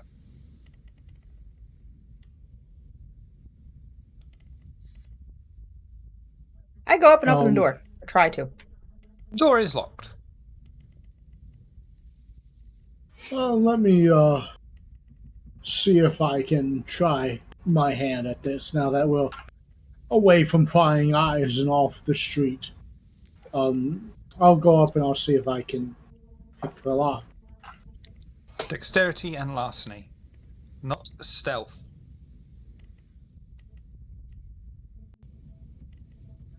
Not my fault that that's the attribute that's on the specialty. The door clicks under Inspector Gray's touch and swings it open. It reveals a clean and only slightly dusty gangway that leads to a set of iron stairs leading up.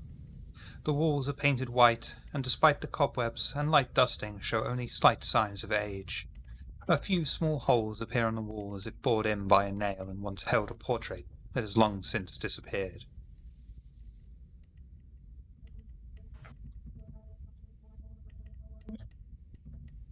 Inspector Gray would open his arm. After you all. I would hook arms with Aldrich, waiting for him to lead me in. Aldrich will do so. I assume you'll want to see the stage first? Oh, yes, definitely, indeed. I will try to find my way there. The main theater room. Everyone heading in? Yeah, I put an arm out to see if Alistair wants to go arm in arm. I'll lock the door behind us too as we enter. I'll lock arms with you, but you constantly see me looking over my shoulder. Yeah, I feel like that's normal. Drake's also looking over his shoulder, but for other reasons. More sane ones. Looking out for the Riddler or something. Coterie's footsteps echo, and at least those that make noise, echo through the modest-sized gangway. As they reach the staircase, their metallic noises echo up and reach a large landing with a set of double doors closed before them. Thurston cracks his knuckles and prepares to ply his dexterous skill upon the doors. only to find that they are not locked, but easily pulled open. The coterie cautiously enter into the lavish, carpeted theatre, finding it in immaculate condition. Large, regal chairs decorate the single-floored auditorium. As soon as we enter, I drop Aldrich's arm and run up onto the stage. Stage floor hardwood is still intact and doesn't even have any dust left upon it. The gas stage lights are in place and would require only minimum maintenance. From where Eveline is, she can see the chairs are in great condition and aren't showing any signs of dust or aging, as if they have been cleaned regularly. Along the back wall are 3 sets of double doors, still open, that lead into the foyer. I sing a few notes to test the acoustic. The notes echo through the entire theatre, beautifully, resonating.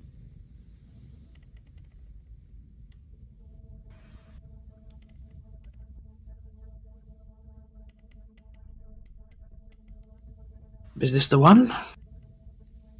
Oh, this is lovely.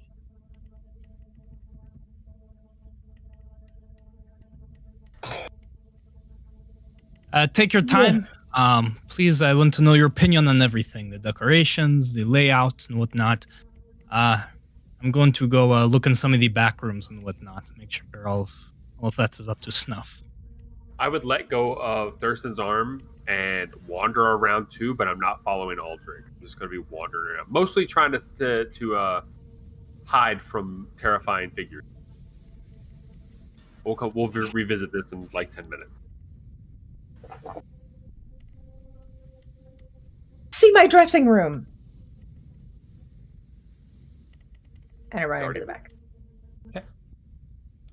Anyone going to the foyer? I mean, I would. Yeah. I will too. Sure. Wonderful. The doors lead to a decadent landing with a marble balustrade that allows a small crowd to gather as they wait to be seated inside. Either side of the landing is a wide staircase that curves down to the main entrance floor. Although now bare of any decoration, it still has an area for a bar, and the tiled floor is pristine and immaculate, showing no signs of footprints. You dare disrupt my slumber. Is this to all of us? Those in the foyer. I run to the door and start going, let me out! Nice game. Another one. Your presence is offensive to me. Your voice is offensive to me! I don't want it! Leave this place. I'm trying! Endymion, if you would have a word, that would be wonderful.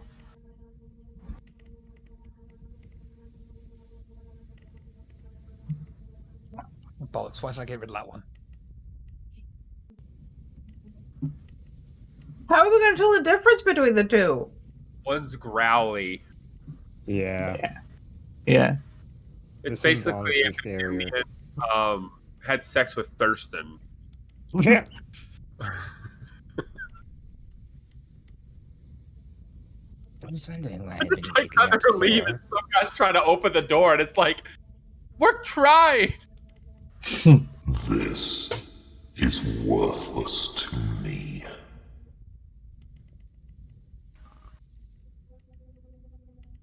But which one of them was that? That was I know we just asked the Endymion. difference. Yeah. Like I said. Yeah. Well, that was more growly than his usual. The one time I could actually use your... Is this place too much worth than its work? And I'm looking around for the rest of the coterie.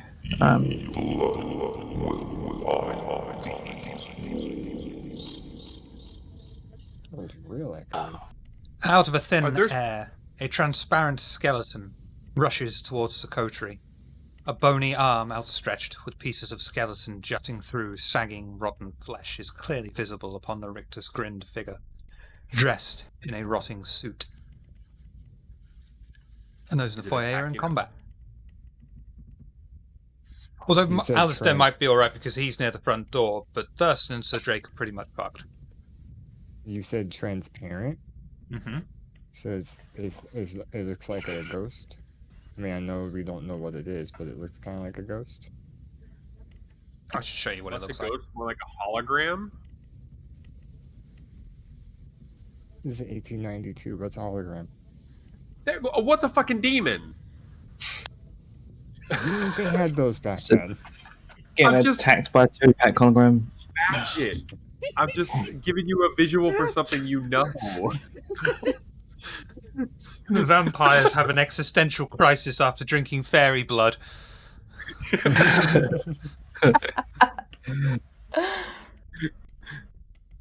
You're muted, Inspector Grey. And by the way, if anyone wants to have heard, I would imagine everyone in the theatre would have heard these weird voices. Oh, I thought you said only people in the foyer. Yeah. They would have heard the last one. Yeah, the last one was extra echoey. So I guess we're in combat then? Oh, they heard the chant. Yeah. Everybody heard the chant. Got it. What was the last one saying something about walls? That was... Your blood will line these walls. Your blood will line these walls, I think Inspector Gray would try to throw some throwing knives at the big thing charging at Thurston and Drake. Okay. Don't need to roll for that. That's an automatic success. And your knives go straight through the figure. I use my turn to get behind Drake.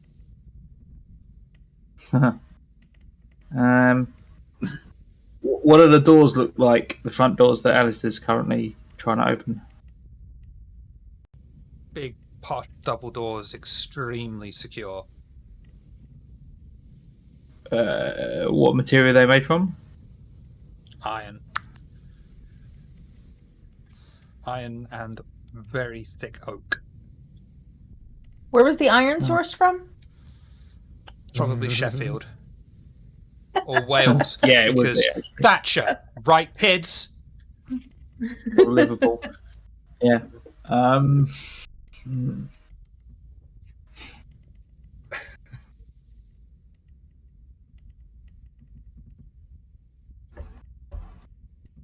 40 years on and we're still making Thatcher jokes. She'll look up at this and she'll go, "You're right, you know." Up because she's the Iron Lady, right? Pardon? Yes, that will be her. She's the Iron Lady? Yes. Would that make her a female? Hey. I don't know. What else? This isn't the period of time for this. Trying to escape, but...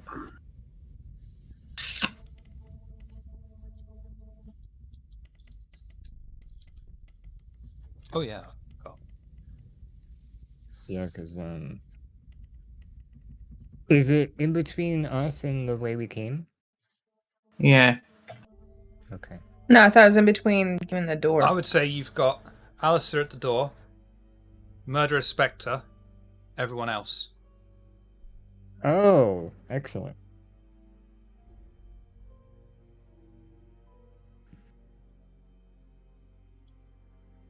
While they're figuring that out, Aldrich would have, I guess, ran back into the theater to first check on Evelyn, see where she is. And as soon as I heard it, I would have gone running for Aldrich. That's fucking adorable. Let's look at her. You heard that, and it was not the usual voice. It sounded a bit different. Yeah, that wasn't... Yeah. You should check on the others. Dashed back for the theatre where they are, just shouting, "Oh, it's another one!" Wait, you ran away? You didn't attack the thing? Well, no, because I just saw an inspector try and attack it, and it was pointless. That'd be like me giving up if Amon failed. Got it. So he's running into the theater. Is this thing running in after him? Do we see it? Yeah. Yeah. Like in hot pursuit. Completely ignoring Alistair.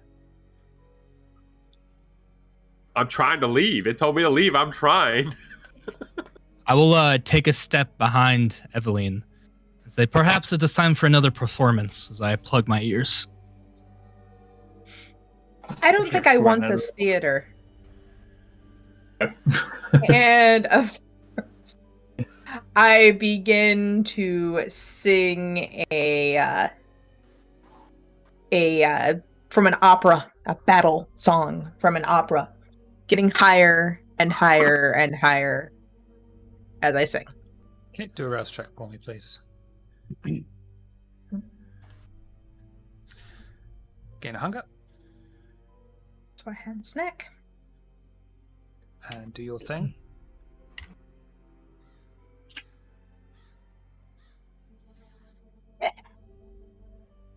Eveline begins to sing the Thomas the Tank Engine theme, filling the theatre with sounds of war and death. As the sound wave bursts forth through the auditorium, the spectre seems to be disrupted by it, and then moments later reforms itself, charging straight back towards the group. But just so you know, that was also a successful attack and you have done damage. Okay, good enough. Question. Next. Can I use that power more than once per scene? Yes. But this foyer is so nice.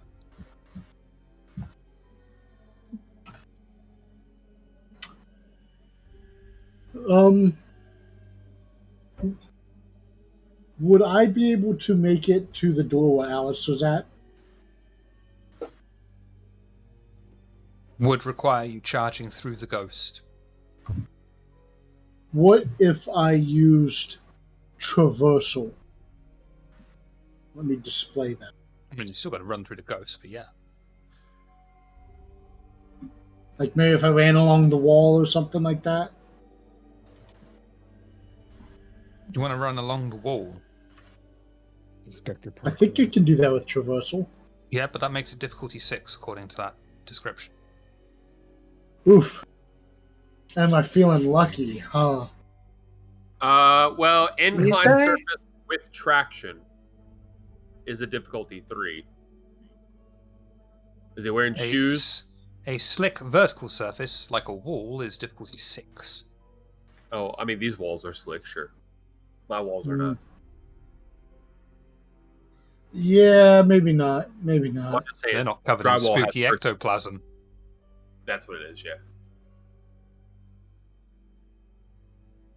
I think realizing Eveline's been the only one to be able to hurt it so far,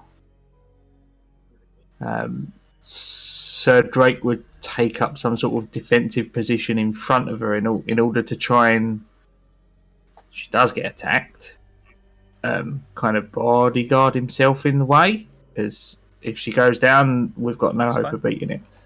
Sir Drake bravely gets behind Lady Eveline, using her as a vampire shield. No, other way around. You're standing in front He of was going to use himself as a shield. Oh, I'm shielding Eveline from harm. right, okay. Oh, okay.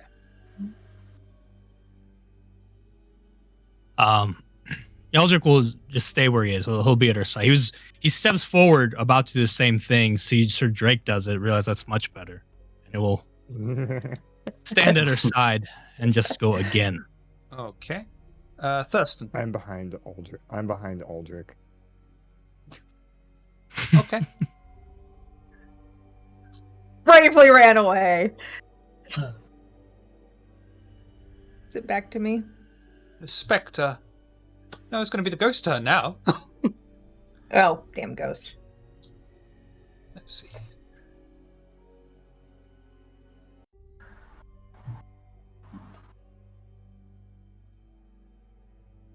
Okay. The spectre changes the forms of its hands into elongated, spiky claws. Sir Drake will look at those and think they are incredibly similar to something of his own blood. The spectre raises its hand, charging straight at Eveline, and attempts to swipe across her throat. And you can either... Yeah, you can defend or you can attack. But if you attack back, that's going to be your turn.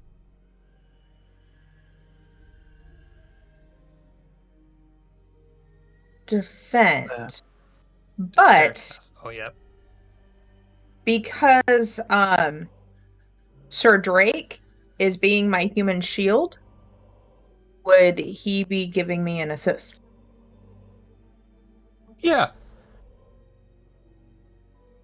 So add a +1. Okay. And that's dexterity and athletics? Correct. Murderous spirit. Oh. I'm going to reroll 3. Mm. 2. No, I'm going to reroll the 3 4s. So that brings me up to 5.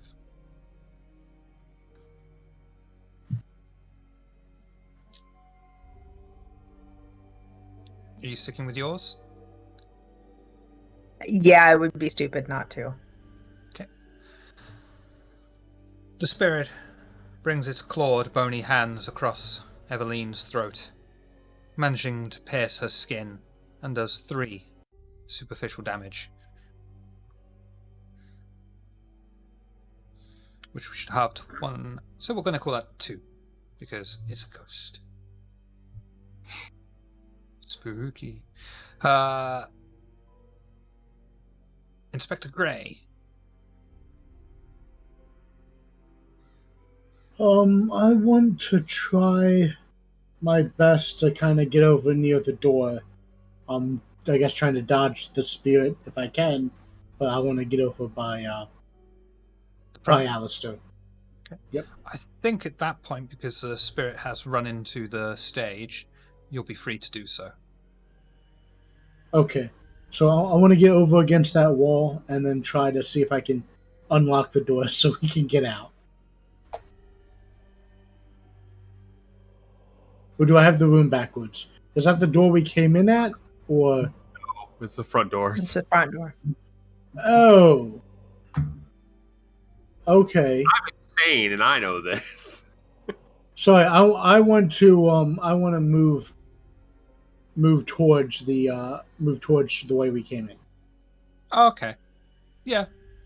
Again, that'll be free because the spirit is on the stage, engaged with Eveline. So you're bravely running away. I'm unlocking the door so we all have an escape. Inspector, Sir Drake. So it's like semi-transparent and some of it's solid because it just made contact with... It is currently solid.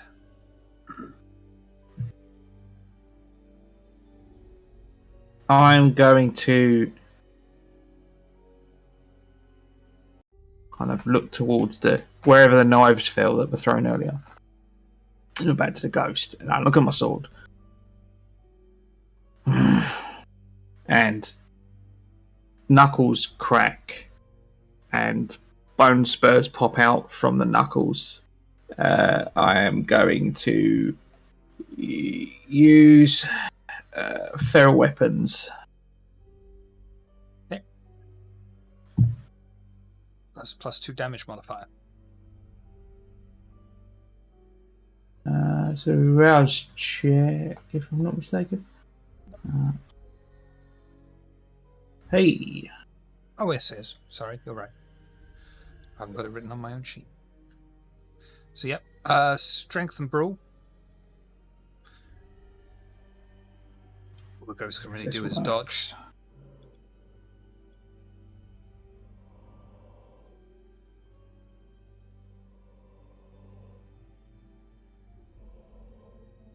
Shit. What?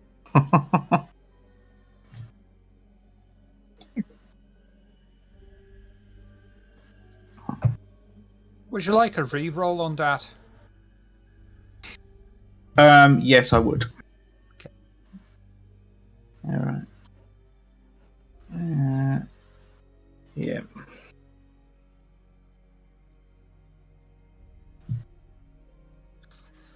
So Drake attempts to engage with the now solid form. Unfortunately, it proves too wily as it moves out of the way of his incoming boned fists. Lady Eveline, you may attack as you only dodged on the last go. I continue to sing at it. Okay, that's another browse check. Like, please. it's obvious I'm singing. Gain a hunger.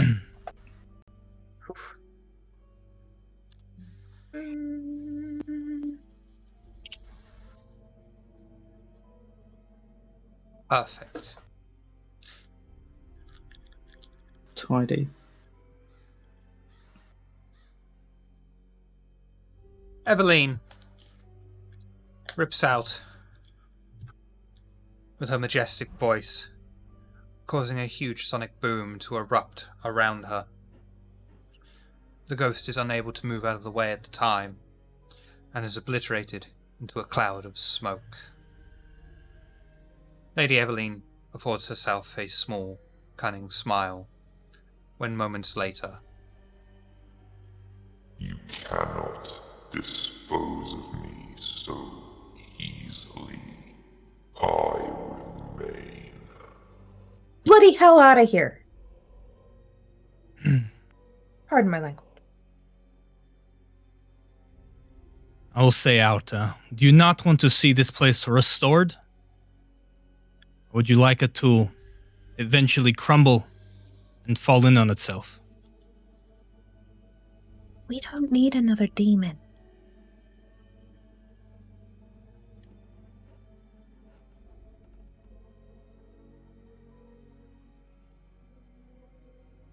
Miss Hart's already got the subtle wife on lockdown, by the way. What? We have a demon at home. We don't need another. Yep.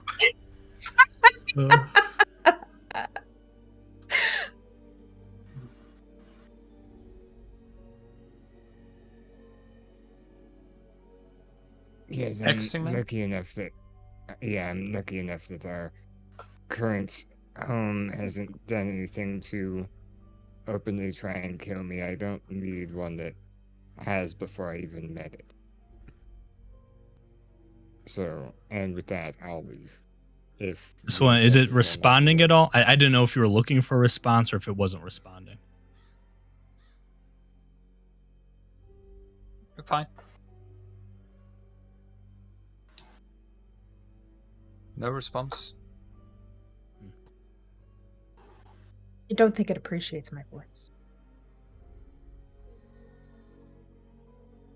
I don't appreciate being told what to do, where I can go.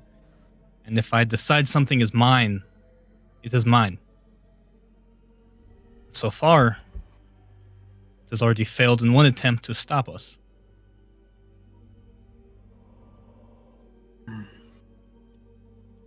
I love that he's trying to provoke you all to get attacked again, but no, you're fine.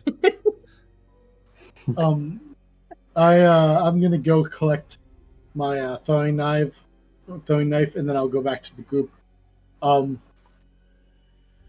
So Drake, that was most disturbing. That spectral creature, my knives just flew right through him.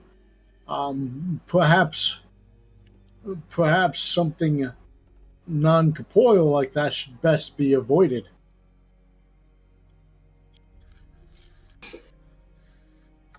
Perhaps. I don't think it's anything constant.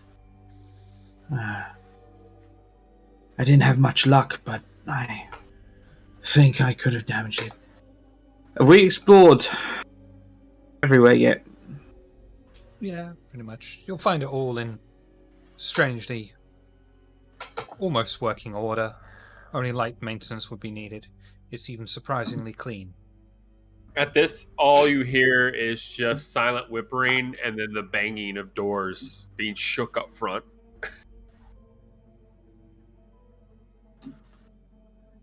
As we talk, I take my handkerchief and I dab it on my neck and then look down to see how much blood is on it. Which I'm assuming at this point is streaming down my neck as I talk and covering my face. Yeah. I mean, it'd be like a shaving cut's worth, though, really. It's not like blood flows really? For 2 around. damage? Blood doesn't flow around a kindred's body. You will it to different points. But I was singing. I mean, if you want, I can give you extra hunger damage on top of the superficial. Yeah. No, I'm just going for a gory scene. That's fine then. I mean, you can say you've got a rouse check's worth of blood seeping out of your larynx. I mean, that's true. I did lose a rouse check, so. Are you okay? Pokes his head back into the door that we came in. Are we going to leave, or are we going to stand around the theater that just tried to murder us? Thurston, thank you. Come here. We gotta get these doors open. I'm trying. We're trying! Alistair, the door is open. I'm standing in it. Alistair, back here, the way we came in. Nitro keeps getting everything confused. Nitro, I'm at the front of the building. We did not enter here. These doors are locked down. You're the one that talked to me first. Said you walked up and said something to me. No, I poked my head in through the. Let's spend 20 minutes discussing where we're sat on the bridge of the ship in a Borg attack. So you're. Yeah, okay. Then no, it's right, because you're telling me to go back in through a door back into the auditorium. No, I'm trying to leave. The side door where we came. Inspector, do you think we already looked through everything? There's no sign of what this thing might be, or a place of importance, or something that was maybe preserved that's or something? Yeah. Nope. I suppose I would. Things are a little different in the Victorian age.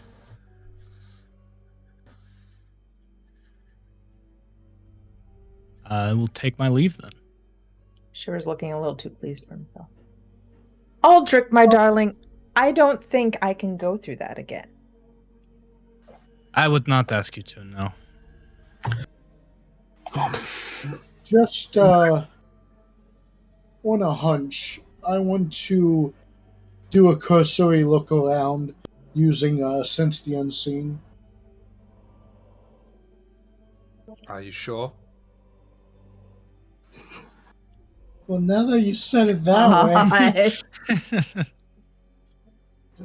I mean, I said it, so. Let me bring the character sheet back up. Okay. Things that man was not meant to know. Cast your power. Wits and awareness for Sense the Unseen. I think wits and discipline, if I'm not mistaken. But yeah, I will. Where'd it go?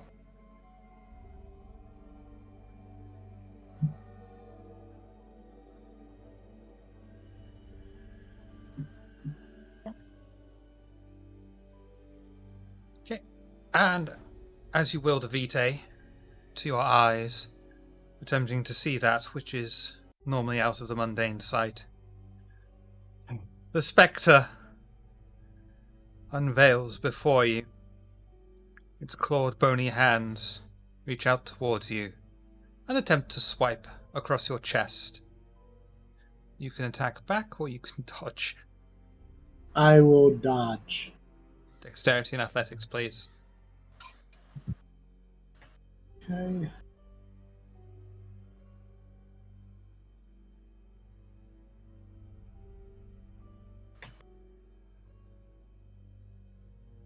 Damn. Wow.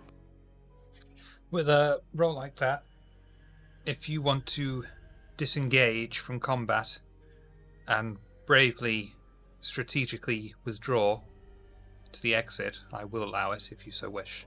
Yes.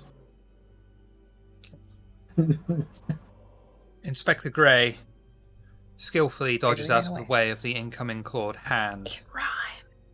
Without looking back, he bolts straight for the exit that they came in from and makes his way out onto the street with the rest of the coterie.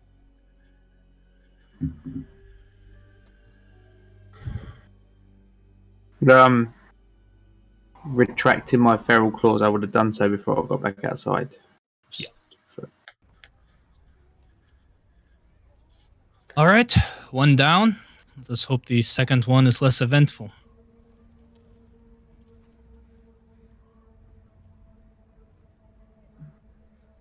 I'm starting to become very bored with voices in my head.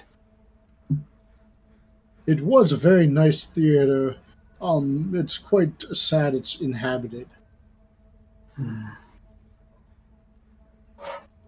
It is. One of these days we will come upon something that is not already occupied by something far beyond our grasp. I'm hoping it is the next place. If not, I'm going to start burning buildings down to the ground and just always build new from now on. I'm okay with that.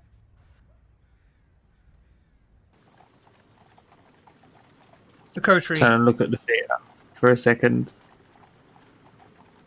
considering matches, and then it goes towards the carriage. Ultrich's giving it the exact same look.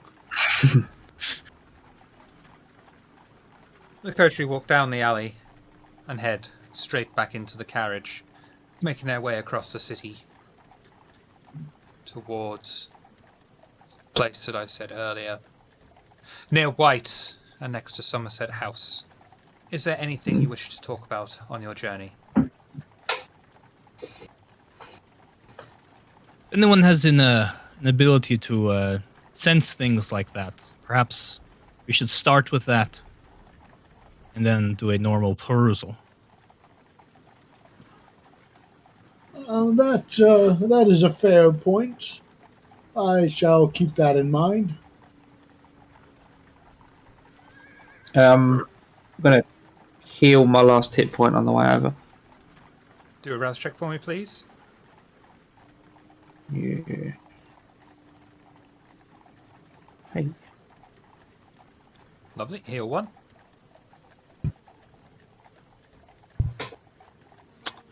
All right.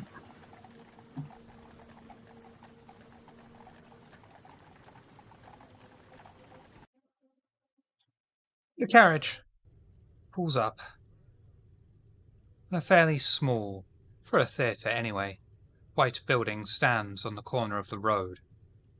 From the gaslit street, looking into the building, the coterie can see a few boarded up windows, and large double-doored entrance has been boarded up. The building stands detached from the rest of the street, and an alleyway runs up the side of the abandoned theatre.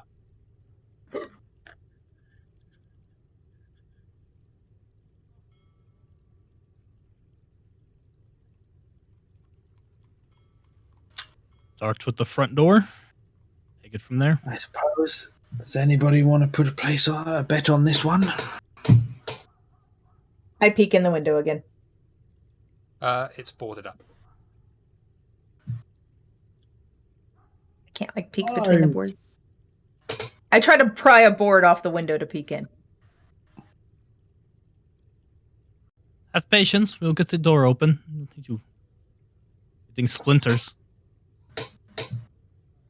I wager this one looks like it will be a fixer-upper. As long as nobody talks to me is in my head or out loud when I enter. I don't care how much I have to fix it. Or have someone fix it. Was this door locked? The front door. Mm-hmm. Completely boarded up. No, boarded up. Is there a Put it in the door book. around the side? There is. I'm so glad I mention these in my descriptions because no one pays attention.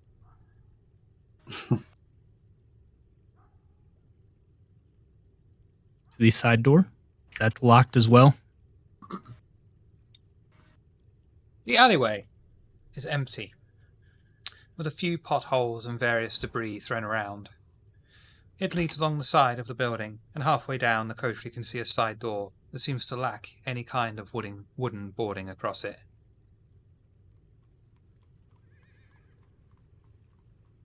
Yeah.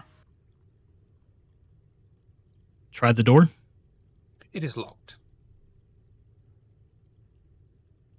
Alistair? Yeah. Shiver, are we in an area this would not look good in? You're down an alley. You're completely obscured from the general public. I try to pick open the lock. Dexterity and larceny, please.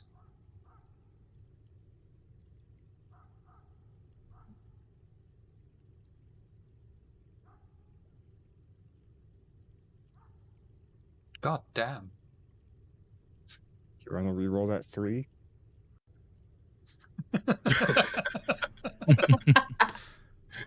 I like that, Nitro. That's funny. The door opens into the abandoned main floor and stage area of the theatre. Now that's this right one. Chairs have been ripped out in a seemingly random manner, and various old, decaying blankets have been left on the floor, with cut-up simple straw pillows showing burn marks and pieces of broken glass dangerously discarded on the floor. Among pieces of broken brick. The stage is dilapidated, and the marble arch that works as a centerpiece is almost rotten, and looks like it will fall out of place at any moment given just a small breeze. As the coterie's gaze wanders over the stage, a man walks out from the side. Alistair, Eveline, and Sir Drake recognize him from the strange house they visited in the recent past. I do a karate move. I'm trying to remember this house. Last week. Oh, yeah. Malkavian with the past, present, and future. Yeah. He Oh, wasn't okay. That guy. We meet again. It looks like you did catch me. What is it that brings you to my presence this night? Is this your theater? It is my current resting place. You're not going to try and kill us, are you? Are you a demon? I don't. I think the answer is no to both of you. Okay, good. And I plop down in one of the dilapidated chairs. I look at Aldrich. Falls right through. When we split up at those houses, he was in ours. Oh, yes. I remember you speaking of an individual. May I ask who you are and what you are? That's not how the traditions work, young man. You introduce yourselves to me when you are within my domain. And then I may grant that you permission to explains- stay. So you've answered my question of what you are. I am Aldrich. Yes. I was hoping to purchase a theater. My contacts told me this one was not in use and for sale, though it seems that might not be the case. Unless you're willing to accept a large sum of money I'm for this always location. willing to accept a large sum of money. You're one of the most sane people I've met in a while. This is refreshing. And come. If we have business to discuss, let us discuss. Your companions were they? Of course, I recognize but 3 of them already, though I have not had the pleasure of exchanging names. I walk up and bow. Alistair. You just bang your head on your desk. No, it was with a mic. Method acting. I'll walk up and give a plate, bow. Inspector Gray, at your services. Hi, curtsy. Evelyn. Drake Burton, professionally annoyed. By the way, I did not extend my hand out. Oh, nice. From the dilapidated chair I sat down in, I just raise a hand. It's Thurston. I am Mr. Jackal. A pleasure to make your acquaintance this night. Especially if you are willing to make me rich. I look at Aldrich. That is what I do best. With that wonderfully trustworthy name, why not? Can you sing? Only if I was intoxicated. Oh, well, we can do that. Okay. Is there a place we can discuss things formally, or will this do? I see no reason why we should not be able to discuss things here. Very well. Look for somewhere clean to sit and settle for the next best thing. Wait, we need to Thurston's lap. Test it first. This is true. Can you give us a tour? It is but a simple and small place. You see what's left of the main auditorium here. Through the front is the entrance foyer, and under the stairs are the simple dressing rooms. You'll find them each in similar quality to this room. Have no mistake, though, sir, if you have the money and the time to invest, it could be grand once more. Is there a basement?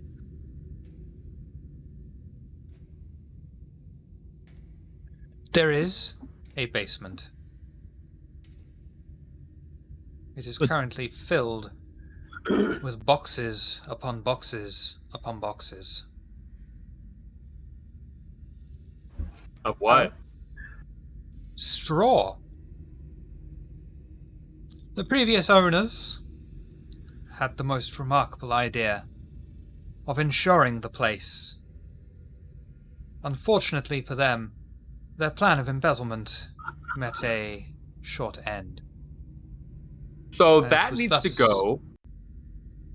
And it was thus I inherited this building. You haven in a tinderbox. That is quite brave. That's a whole bunch of no. Well, Miss Evelyn, I know it is lacking polish, but do you see a vision for something grander possible here? I step on the stage as far as safe and begin to sing a simple song to test the acoustics. That is horrible. The acoustics are impressive for such a small auditorium. Obviously nowhere near as thrilling or as grand as the previous theatre, but they suffice nonetheless.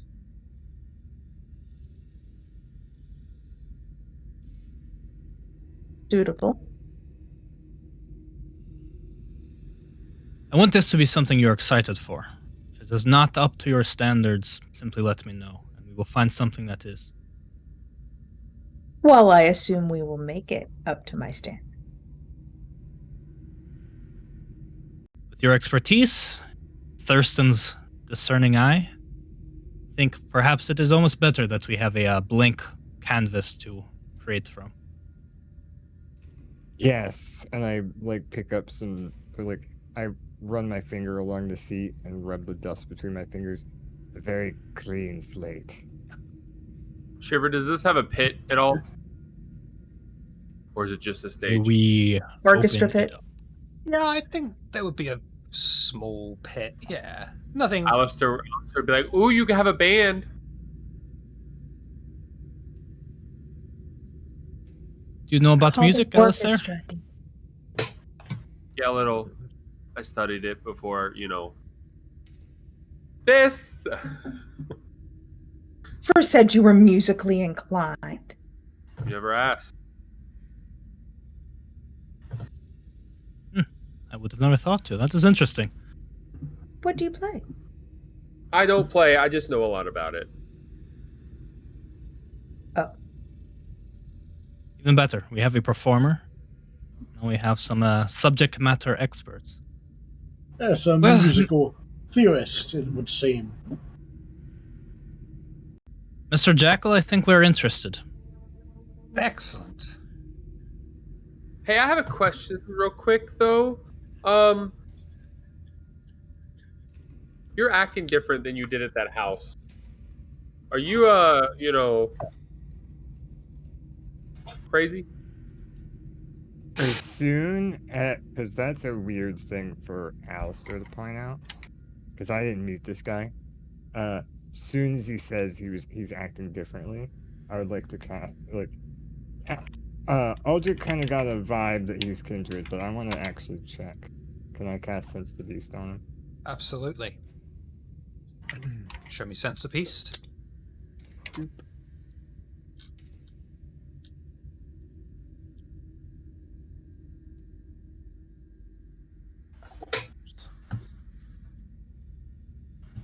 Okay, so resolve. No.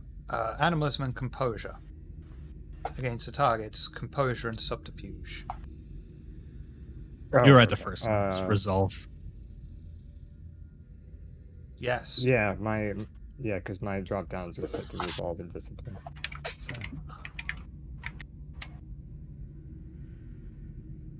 Oh, not bad.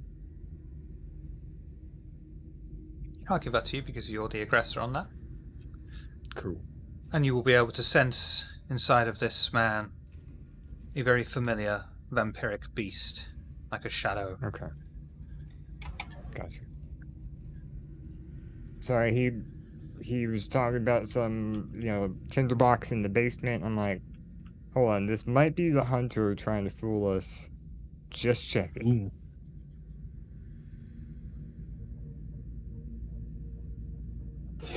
So, carry on. Gonna have a quick look around. How much of this building that we walked through so far is constructed of wood? I'd say the walls are lined on the bits that you can see with wood, but you would be able to discern that there was some sort of brickwork behind them. Okay. It's not entirely, it's not an entirely wooden place. It is fairly solid.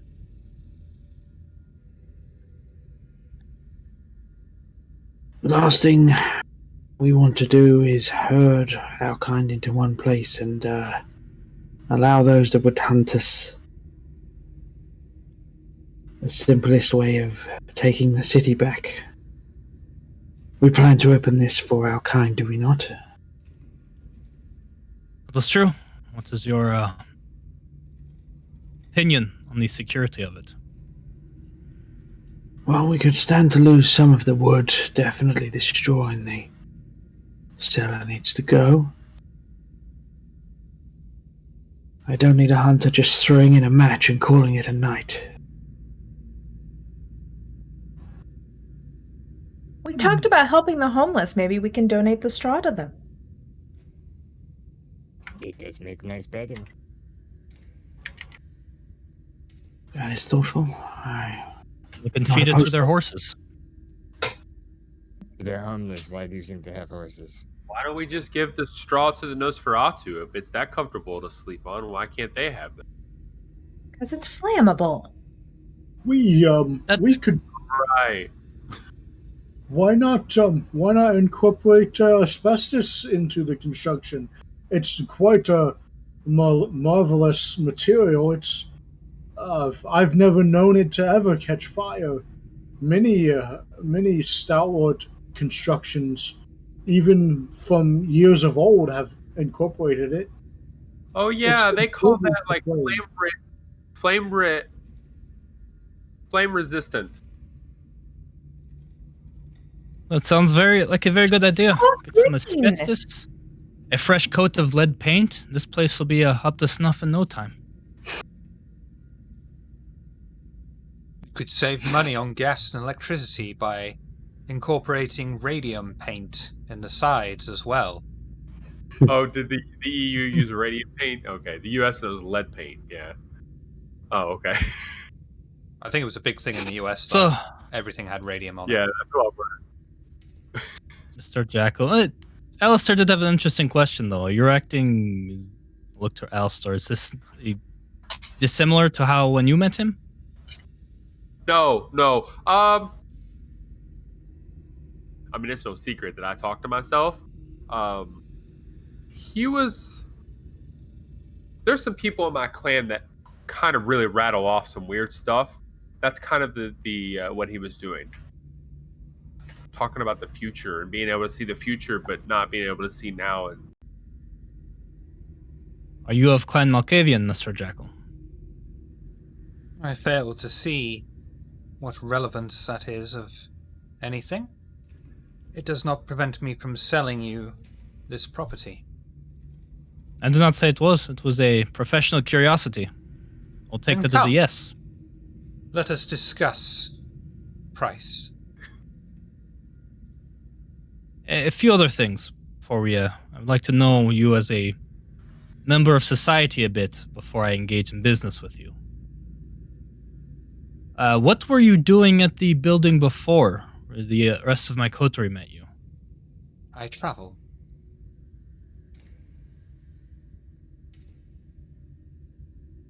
Why were you traveling to that particular building at that particular time?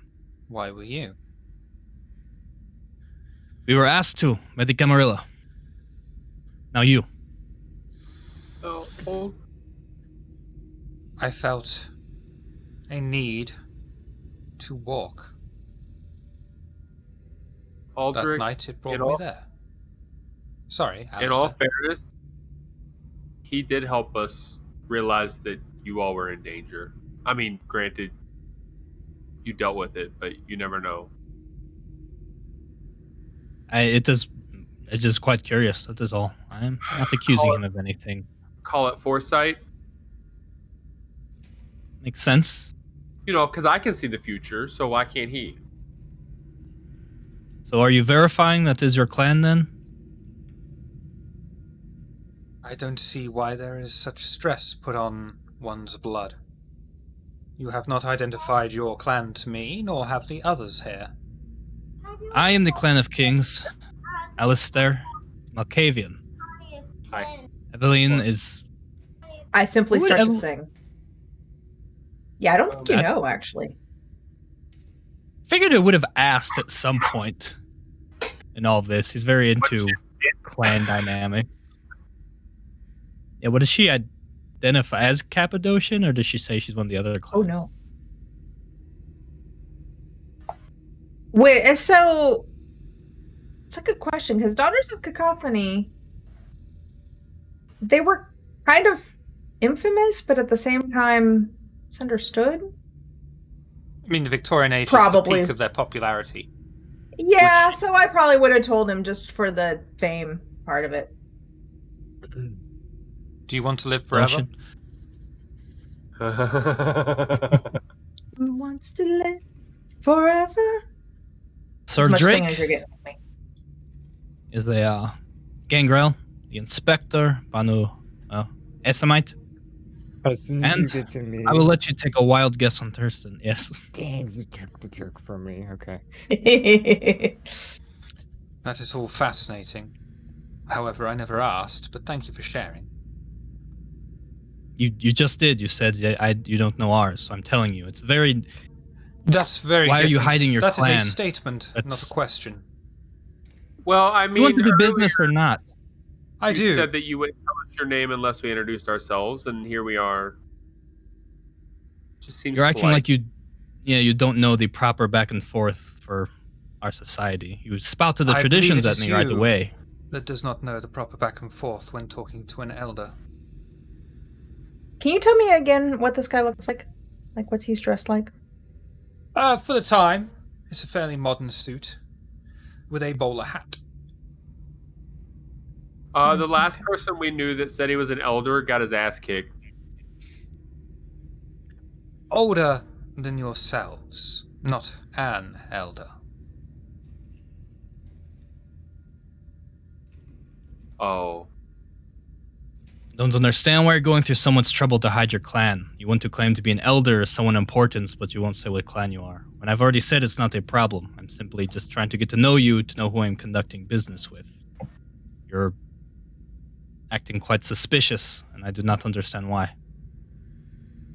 That means you're hiding something, which makes me not want to do business with you. Are you proposing that you have nothing to hide?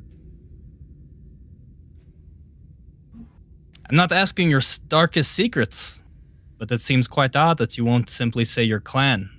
And now who is the If one I who ask is evading questions, sir? deeper. I answered. I said, all of us have secrets. Is your clan one of those secrets? That is good to know if it is. That says a lot about you. How do you know I have secrets?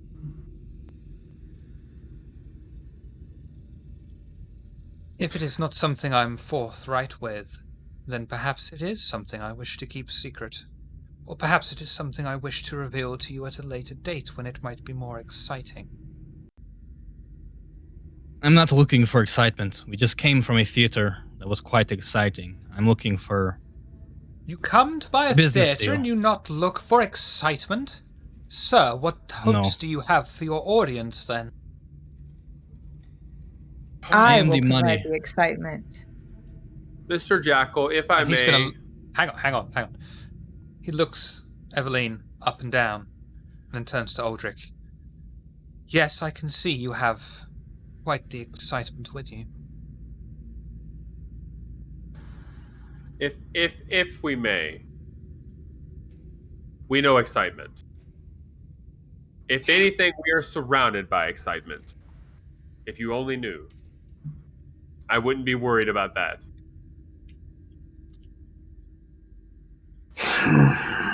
This is getting worrisome. If you want excitement, reach inside my coat, take the revolver out, but not by the handle, grasping it like that. And I break the breech open, take out 5 rounds. Have you ever been to Russia, Mr. Jackal? No. There's a fun game they play in Russia. Take out 5 rounds, there's 1 left. Spin the chamber. Stop.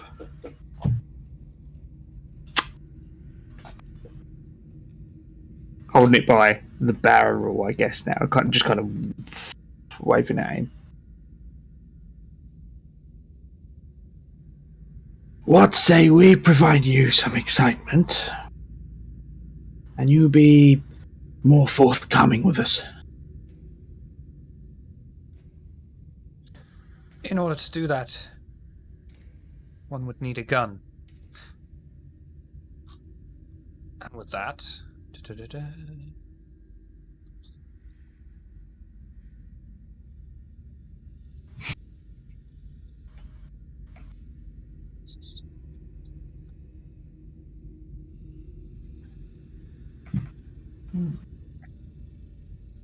As far as Sir Drake, I believe the rest of the coterie, there is no longer any gun.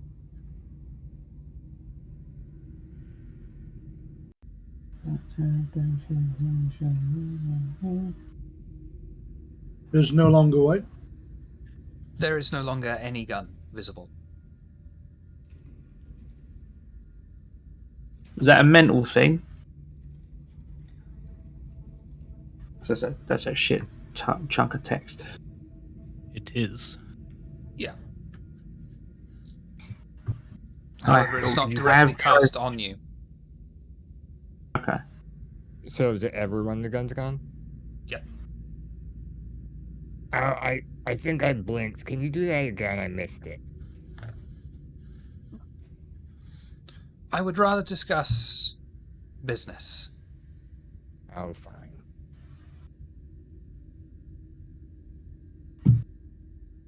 I am willing to Talking sell about this it. property to you cheaply.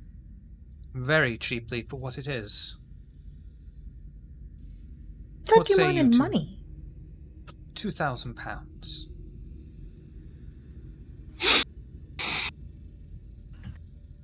Are you part of the Camarilla, Mr. Jackal? That's a fucking good question.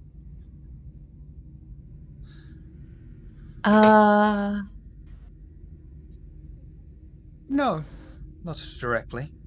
I am one of Mithras's childer.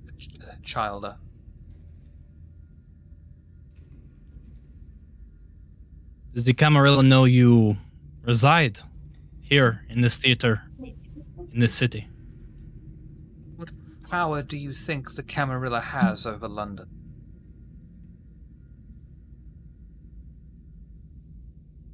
Out of game. I thought Mithras was part of the... Mithras is independent until slightly later on. But he's one of those, he's independent, but his goals align more with the Camarilla more often than not. But he rules the city, and he is independent. Yeah, I was about to say, isn't he? But the Camarilla in the city essentially work for Mithras, though. So we're all, right? Like, we're not part of a Camarilla that's outside of Mithras. I thought the Camarilla works for Mithras here. Yeah, I think the aspect is he's a god, first off, so don't want to work against him. And the Camarilla can't directly be linked with Mithras so overtly, because at this point in time, Mithras is saying, I am the child of an antediluvian, and the Camarilla are like, they don't exist. Yeah, like this is the Camarilla we work for. Are they loyal to Mithras, or are they not loyal to Mithras? I was under the impression it was one and the same. They are. Like we were all part of the Camarilla, but we were all under Mithras. Kind of. You're all part of the Camarilla. The Camarilla are tolerated and allowed in the city, but London is, it's not, the Camarilla are not allowed to say London is a Camarilla city. It is Mithras's city. The United Kingdom is Mithras's empire. So how that's essentially what it's trying to word. Is he in the same structure that we're in? No. So he will obey Mithras, but he won't obey Camarilla rules necessarily. Yes. But who do we? So we don't work for Mithras then? You're directly part of the Camarilla. You follow the Camarilla's traditions. I know. Yeah. It took me a while to work it out as well. You follow what you would know as the traditions, as the laws of the Camarilla. Mithras's traditions are similar, but not always. For instance, Mithras would allow someone to kill another kindred in certain situations and be fine with it. It's essentially the Mithras is the government, and they have the military, right? But then they allow militias to work under them. They're not recognized officially, but they're allowed to work within the city. He controls the city. They're just allowed to come in and work, but because he says, I like the way you work. Yeah, that's what I thought we were part of. So I guess. And it's just, I think that was my question. Our level, the Camarilla is going to say, yes, obey Mithras, obey us, we align. On a much more micro level, way above in the Camarilla, there probably is that disconnect. Like, we're still separate. We'll make decisions based on us. They may not always be at the best interest of Mithras, but they'll be for us. You get an XP point for that. This sounds super corporate, by the way. which is Vampire the Masquerade, politics and corporate. No, I know that's the way the White Tower is, anyways. But yeah, this is essentially what's going on here. Think of it that way. Like this is the start. Yeah, I understand the power structure. I just don't understand how people identify. Like if we walk into Elysium, where we're saying like you guys are on Mithras, we're in Camarilla. Like, and it seems like I'm talking to this person as if we're two separate factions, but I didn't think we were two separate factions. I thought we're all one umbrella. It's two different factions, and also as well. Don't forget at this point, if on your low level as well, the Camarilla considers everyone part of the Camarilla at this point. Right. They're just trying to get bigger. But I guess what Bully was asking, and I'm kind of curious about, is like, yeah, he's not under Camarilla, but he still aligns with Mithras. So in a lot of ways, we can trust him because he's not going to do something like they're going to do something real stupid, like you say. You know, he's not some bot, right? Yeah. I thought like the Primogen Council was essentially all working for the Prince, which is Mithras. So he's saying he's not even part of that council. He has nothing to do with any of those people at Elysium. He's his own thing. Primogen Council are... Let me go through them in my head. The Primogen Council are appointed by by the Ivory Tower. Mithras is ultimately the prince, and obviously could veto any or choose any. Mm-hmm. He tolerates the Camarilla within the city and allows them to perform things because he knows that they're not going to fuck shit up. And sometimes you need allies as well. However, if you can be in the UK, and if you were embraced within the UK, it's likely you are consider yourself one of Mithras's childer. If you're in the Camarilla, you could be embraced anywhere in the world and then find yourself in the UK, if that makes sense. You don't ask, and you wouldn't ask anyone in the Camarilla for permission to sire. You would ask Mithras. So essentially, technically, Drake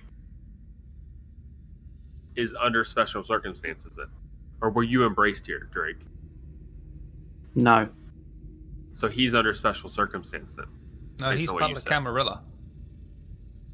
Because he wouldn't be embraced in the UK. And you can... Oh, right. You can also still embrace in the UK if you're in the Camarilla and if you've asked Mithras's permission. So I think when it comes... Oh, go ahead.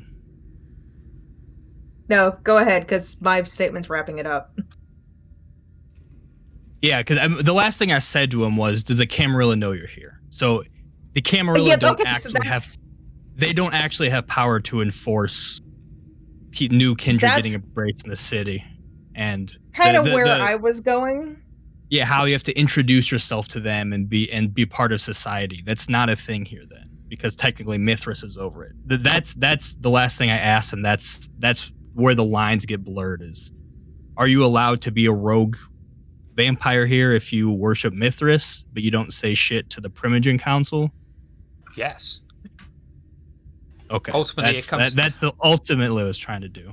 Ultimately, in London, especially London, you are there because Mithras has allowed you to be there. So we could tell the Primogens to fuck off. We worship Mithras. In theory. Okay. Essentially, because I was going to I was threatening to narc on him, but now I know I can't actually threaten to narc on him. That's roundabout where he was going with that conversation. So, okay. So I would not take that route then. To conclude, Eveline. So I was going to ask, does Jackal's answer carry significance or tell us something about him? I tell you, he's not officially a member of the Camarilla.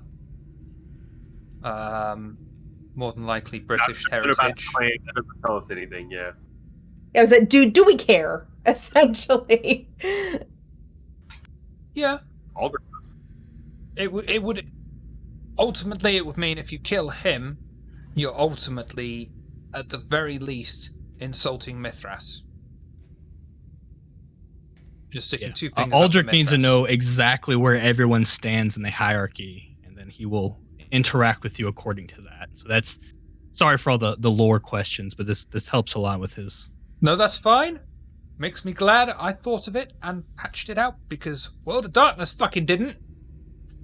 Yeah, honestly. Well, I mean, this is the book that tells you the rule as you flip across the book 5 different times. That's true.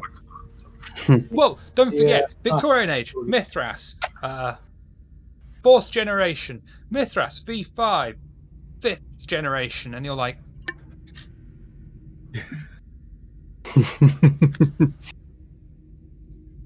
Okay, are we discussing business now? Oh, yeah. Yes. £2,000.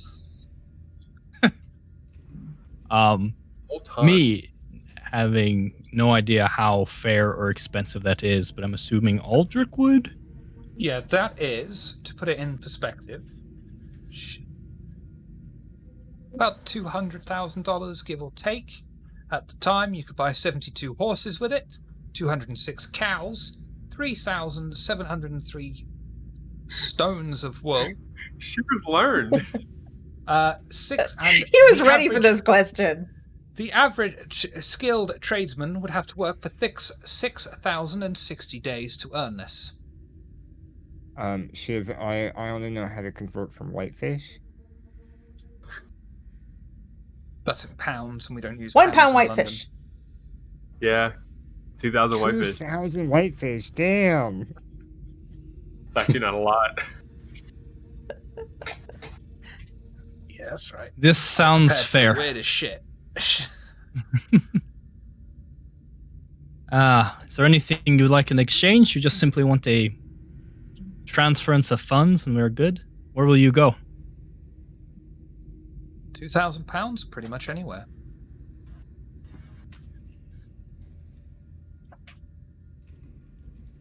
Very well.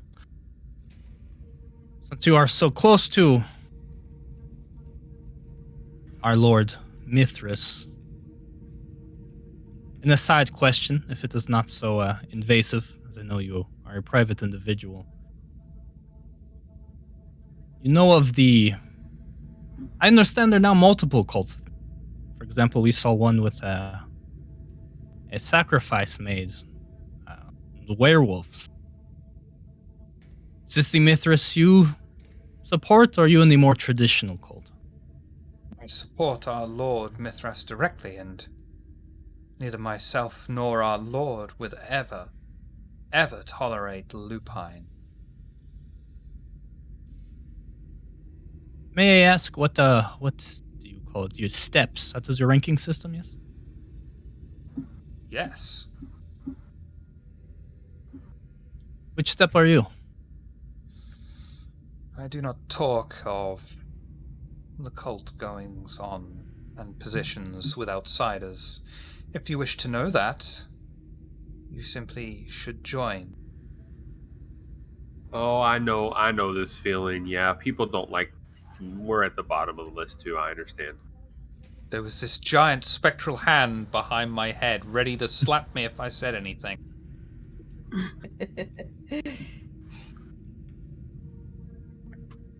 Very well. Can bring the money to you here. Begin renovations. Perhaps, though, this lupine thing is an issue, you might want to check on your fellow cultists and I'll give him the address of where we saw that stuff go down.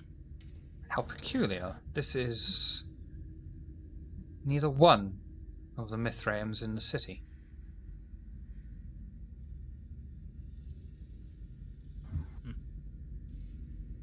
Be careful of pretenders.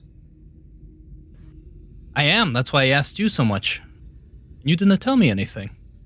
Nor would any member worth their salt. That's what these people said too.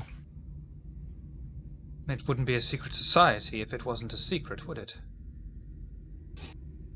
Well, yeah, but Mithras that is no kind of secret. applies to the fact of knowing it, too. So it's not really secretive anymore because we know it exists. The secret that it exists is no secret. The goings-on, the operations, That's all secret. But this place in Limehouse is false. There have been many organizations springing up in recent years. We are on the cusp, it seems, between a world of belief, a cult, and a world of science. People are still clinging desperately to their old ways, worshipping false gods and false idols. I suggest another arrangement if it interests you, Mr. Jekyll. Perhaps. These false clubs. I can't imagine you are particularly fond of their existence in the city. Personally, I couldn't give a shit either way. I know the one true way.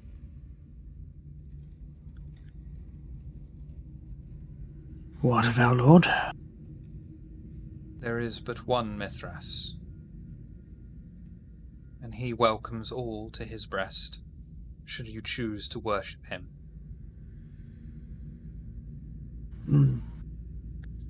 I suppose what I'm getting at is rather than pay that much, we remove these false franchises for you. Perhaps, if not outright, pay for the establishment, bring the price down a little for doing so. You propose... Expensive. You propose to remove every cult in London that isn't that of Mithras. Single-handedly? Just the ones we know of. I believe you are either brave or stupid to propose such a thing. Does our Sir Drake? There are far more powerful beings here, named Mithras himself. Do you not believe with just the mere snip of his finger he could remove these places if he so wished? I do, but I also believe he probably doesn't want to waste his time doing so. If it was such an affront to him, he would waste no time removing things, or having them removed for him. As he has not done so himself, we can only presume that it is part of his grand plan.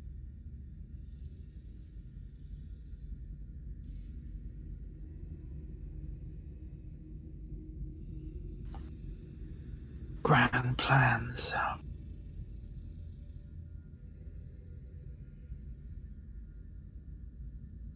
won't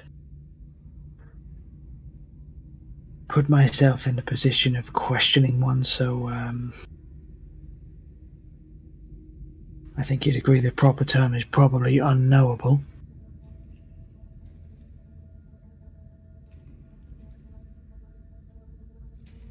But a public image is a bad public image. Carry on in his name doing things that, well, as I said, lupines were involved. He may not be offended now, but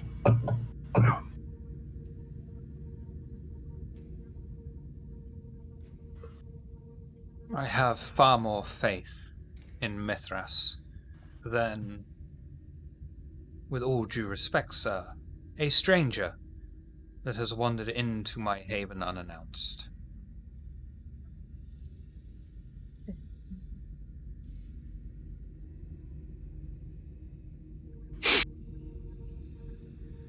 Perhaps, though, you might wish to meet with the family.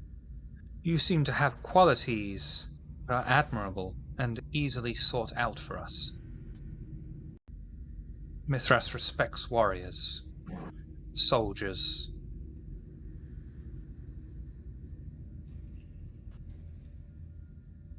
I've heard this line before. From those who would pretend to represent fellows such as yourself. Seek not out the generic name used without belief and hollow in meaning, but come to that which is real, that which is tangible.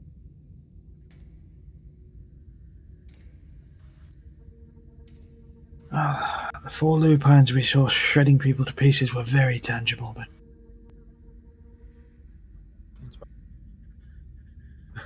perhaps I'll consider your offer, Mr. Jackal, certainly.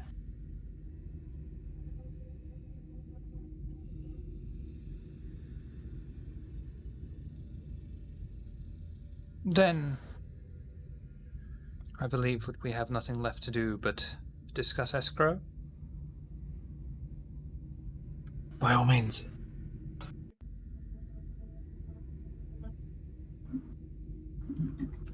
Or take 206 them fucking cats. And not one less.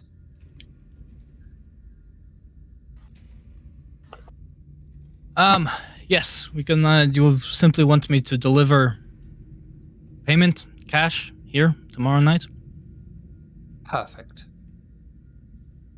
Is there anything else we should know about this place? No. It has history of its own, but it was never one of the leading stages. You wouldn't, by chance, have the actual paperwork. I would like to legally own this as well, to avoid in the unpleasantries with the kind.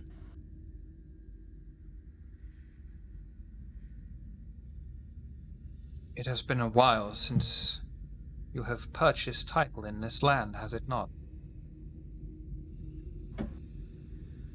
He's not from this land. You will find that One could we say have no I've title deeds in this country. hell do you people use? It's out of game. I don't. Census. Oh. I mean, we might have a title deed. I've never bought a fucking house, so as far as I don't think I've ever seen a title deed. Very well. Yes, you will have your payment tomorrow. And I apologize for the unpleasantries. Do you understand? It's we're just overly cautious at times. We've made many Must have been a rough interesting night for you. enemies. Yes, very. But I'm glad we can end it on this pleasant note. Would you care for me to discuss the property's transaction with the Seneschal? If you wish. It is best that she knows, after all.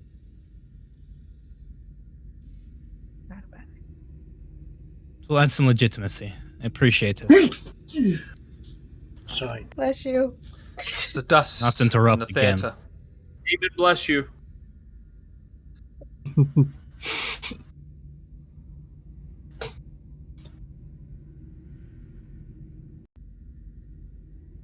Excellent. Then I shall leave you to enjoy your new property. Have a pleasant night. You as well. Shake his hand. Get out of here. Get some cash.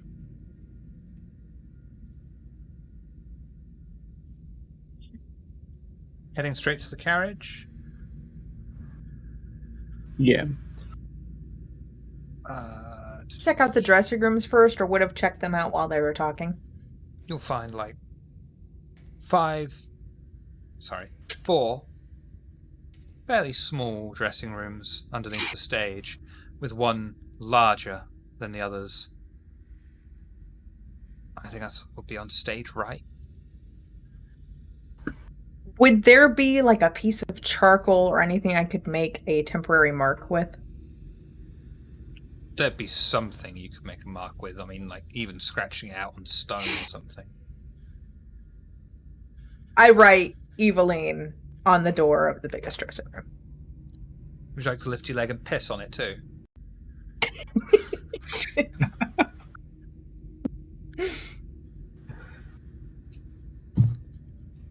Anything you wish to discuss on your carriage ride?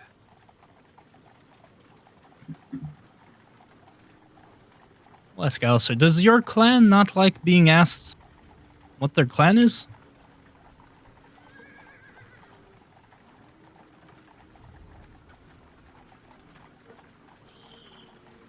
You talking to me? Yes. I don't think he's my clan. Oh.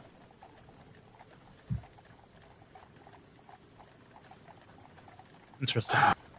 He seems like he might be somewhat transient, maybe a drifter. Well, that and I don't know. I just didn't get that vibe, especially the other night in that house.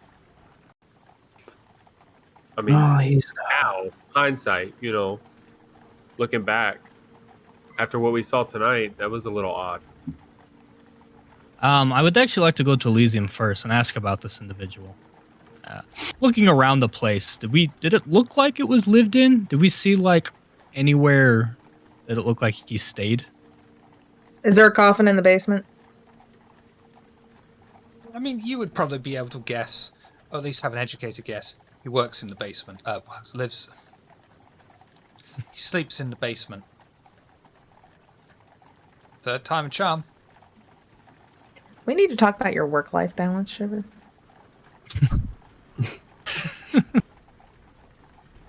So Drake suddenly reaches inside the coat again. It's like his guns reappeared.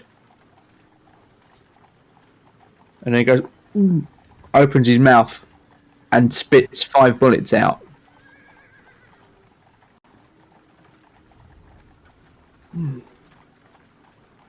Puts them back in. If you love it, you'd swallow whoever he is, he's not to be trifled with. That's for sure. Oh, yeah, you know what? We can't do that. If I've learned one thing, it's... With all our questioning, he didn't want to reveal a thing. I provoked him once, and now we at least know not to be poking at him with any sharp sticks anytime soon. Yes, I would not be surprised to find out at the end of this that he just sold us an empty building that he didn't own, but luckily, I have the money to deal with that. I've paid people less to leave me alone, so.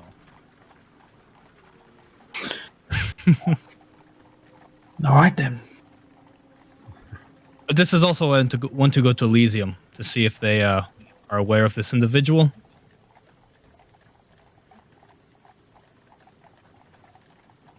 I mean, he doesn't seem too scared to talk to the Camarilla, even if he's not part of the Camarilla. More information never hurts. He has piqued my curiosity. If there's other business to be done, by all means, do that. I'm almost sure he can carry on as he pleases, but I mean, maybe. He just said a bunch of words and then did that trick he did with her gun. It can all be bullshit. Man, say a bunch of words. That was quite the impressive trick, just making a gun just disappear like that. I've never known bloodline to have power over just well, I guess dematerialize wouldn't be a good word. Just turning a gun to invisible dust. I mean, Alistair turns himself invisible all the time. Yeah, I don't let that trick you because I don't think that's how that technically works. I don't really go with the people. He All I didn't do unmake the is gun? not see me. Now, how he displaced them and put the bullets in Mr. Drake's mouth, I have no idea. That's a good question. But as far as them just not being there, I mean, that's easy. That's just playing a trick on your mind. Maybe it's not Perhaps. Malkavian, because I have a feeling, Alistair, if you're able to put things in people's mouths like that, this would be happening constantly to us. Absolutely. It's a good read. But, yeah, I mean, that's why I have to do it while nobody's looking. Mm. There are people, though, that can do it while you're looking. Pretty crazy. Well, I bet the we sheriff... can ask about these things with the kindred who know more than we do. Heading towards Elysium then? Yeah. Okay. Carriage comes to a halt outside the main Elysium of London, and a coterie exit. Apparently it's silent in Elysium tonight. Now. Thanks, Roll20. The crowds that were there earlier have dispersed, and it is fairly empty. Only a few straggling kindred are around. Fortunately for you, Dirk is still sat upon his table in the shadows. Yeah, I want to approach Dirk and essentially tell him everything about this individual. I saw him in a couple places. The thing he did with the gun. Claims to be an elder with Mithras. Just lay it all out there to see if... Describe what he looks like, see if any of it rings a bell to him. Or that ability rings a bell to him. I have heard of the blood being able to trick the mind, cause hallucinations. It is a small secret. As for the individual, I am not privy to information upon those directly underneath Mithras's rule who were here before and who will probably be here after us. I do know that there was a recent ship that arrived from the east end of Europe. The ship's name was the Demeter. God, I hope that's how you pronounce it. Demeter? Might be. It travels to and fro from Eastern Europe, usually bringing a handful of immigrants of our variety. Occasionally, Mithras allows them to stay. Occasionally, the White Tower approaches and asks for permission. It is possible he is one of those.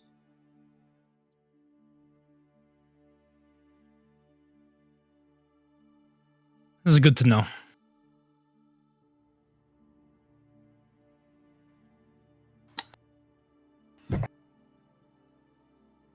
If I were you, I would make haste to your havens, for the sun approaches, and with it certain death.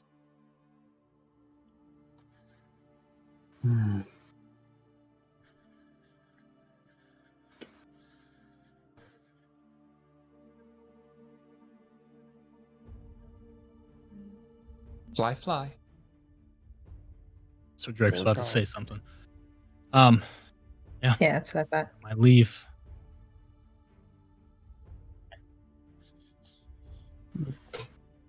I'm humming Well, I as I guess walk we should. out. I will arrange payments and whatnot. I mean, part of me wants to challenge him on this, but also we have enough on our plate. I can part with the money, and I think, as much as it pains my ego, I will perhaps choose that route this time. Unless Sir Drake are itching to play bad Bobby. I attempted to get the price down, but didn't seem interested. I still think perhaps doing some favors may well help us out in the long run. If he is really with Mithras. Well, let me just put it this way. Anyone that can take my gun from my hand without me knowing is probably worthwhile knowing. Maybe. Maybe we can submit him to work for us instead of us for him. I'm sure he can make my hand disappear from my hand. But either way, we'll go with this. I have considered pretending to be someone I wasn't before, so I know it's possible. But I'll take him at his word. So.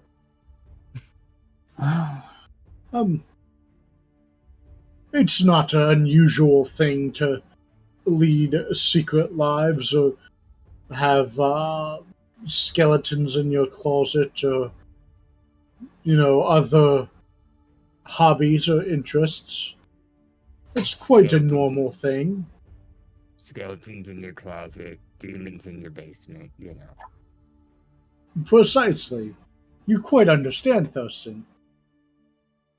We already have hunters after us. We will pay the price, and hopefully everything is above board. I don't have skeletons in my closet. I feel like it's disrespecting to Serena. The who? Serena.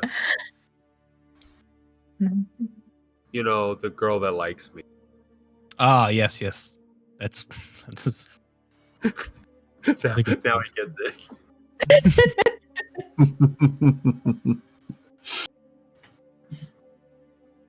All right, well, Yeah, we have other people trying to kill us.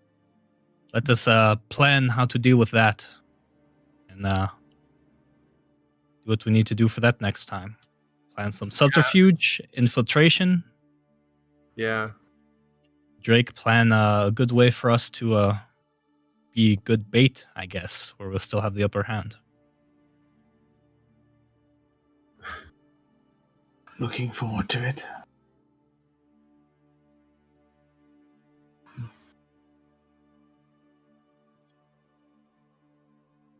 Evelyn, Aldrich, Thurston, Sir Drake, spending your nights with Endymion.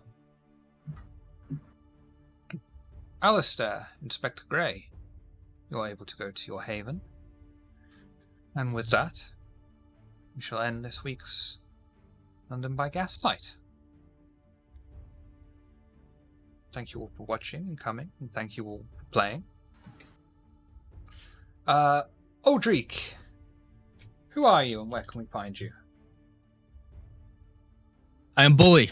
You can find me at Table Goth, our YouTube specifically, where we do most of our things these days. Starting tomorrow, Cults of Blood Gods goes on the Onyx Path channel. And I'm realizing I've not promoted that anywhere as I'm saying this aloud. Well, that's where our next Vampire Chronicle will be. So check that out. What time is that? Great question. 5 PST. They do EST. Good. Look at our Twitter. I'll put it there. Find the link for that Twitter in the chat. There we go. That, trust me. Yeah, the tweet when you tweet it out should pop up in our Discord announcements as well. So it's true. Evelyn, who are you and where can we find you? I am Ms. Hearts. You can find me just about anywhere as Ms. Hearts, Twitch, Twitter, all of those places. I also do I Want My 80s show on Tuesday evenings on the Base Radio. And if you need any graphic design or promotional products, visit gibopromo.com. Inspector Grey, who are you and where can we find you? I am Nascavian. You can find me here and in Discord. So Drake, who are you and where can we find you? Mark, the DM over at Bullet Club, twitch.tv/Bullet Club. This is my first night of the week where I am streaming every night this coming week. So bring on all the cans of Monster. Tomorrow night we're doing night 1 is on right now. Night 2 of NXT Stand and Deliver is tomorrow night. We're doing a watch along for that. Friday we'll be running our usual D&D game. Both Shiver and Nitro will be on there. And then Saturday and Sunday night we're doing watch alongs for both nights of WrestleMania. And then Monday I have the day off work to sleep all day. Good plan. Thurston, who are you and where can we find you? I'm Nigel Type. You can find me everywhere at Nigel Type. Fair enough. Daddy, who are you and where can we find you? I'm having a night. Oh my god. I'm Tina. I'm here. Bye. And where can we find your OnlyFans? I should make one like everybody, but like I'm the type of person that would. OnlyFans.com/Vaddy. Yeah, right. Vaddy's feet. Vaddy's feet. Fair I enough. still can't lift my foot. So, yeah. Dude, same. Touche. Okay, we'll go raiding on Dorktales, but we can't go until Mark says a line.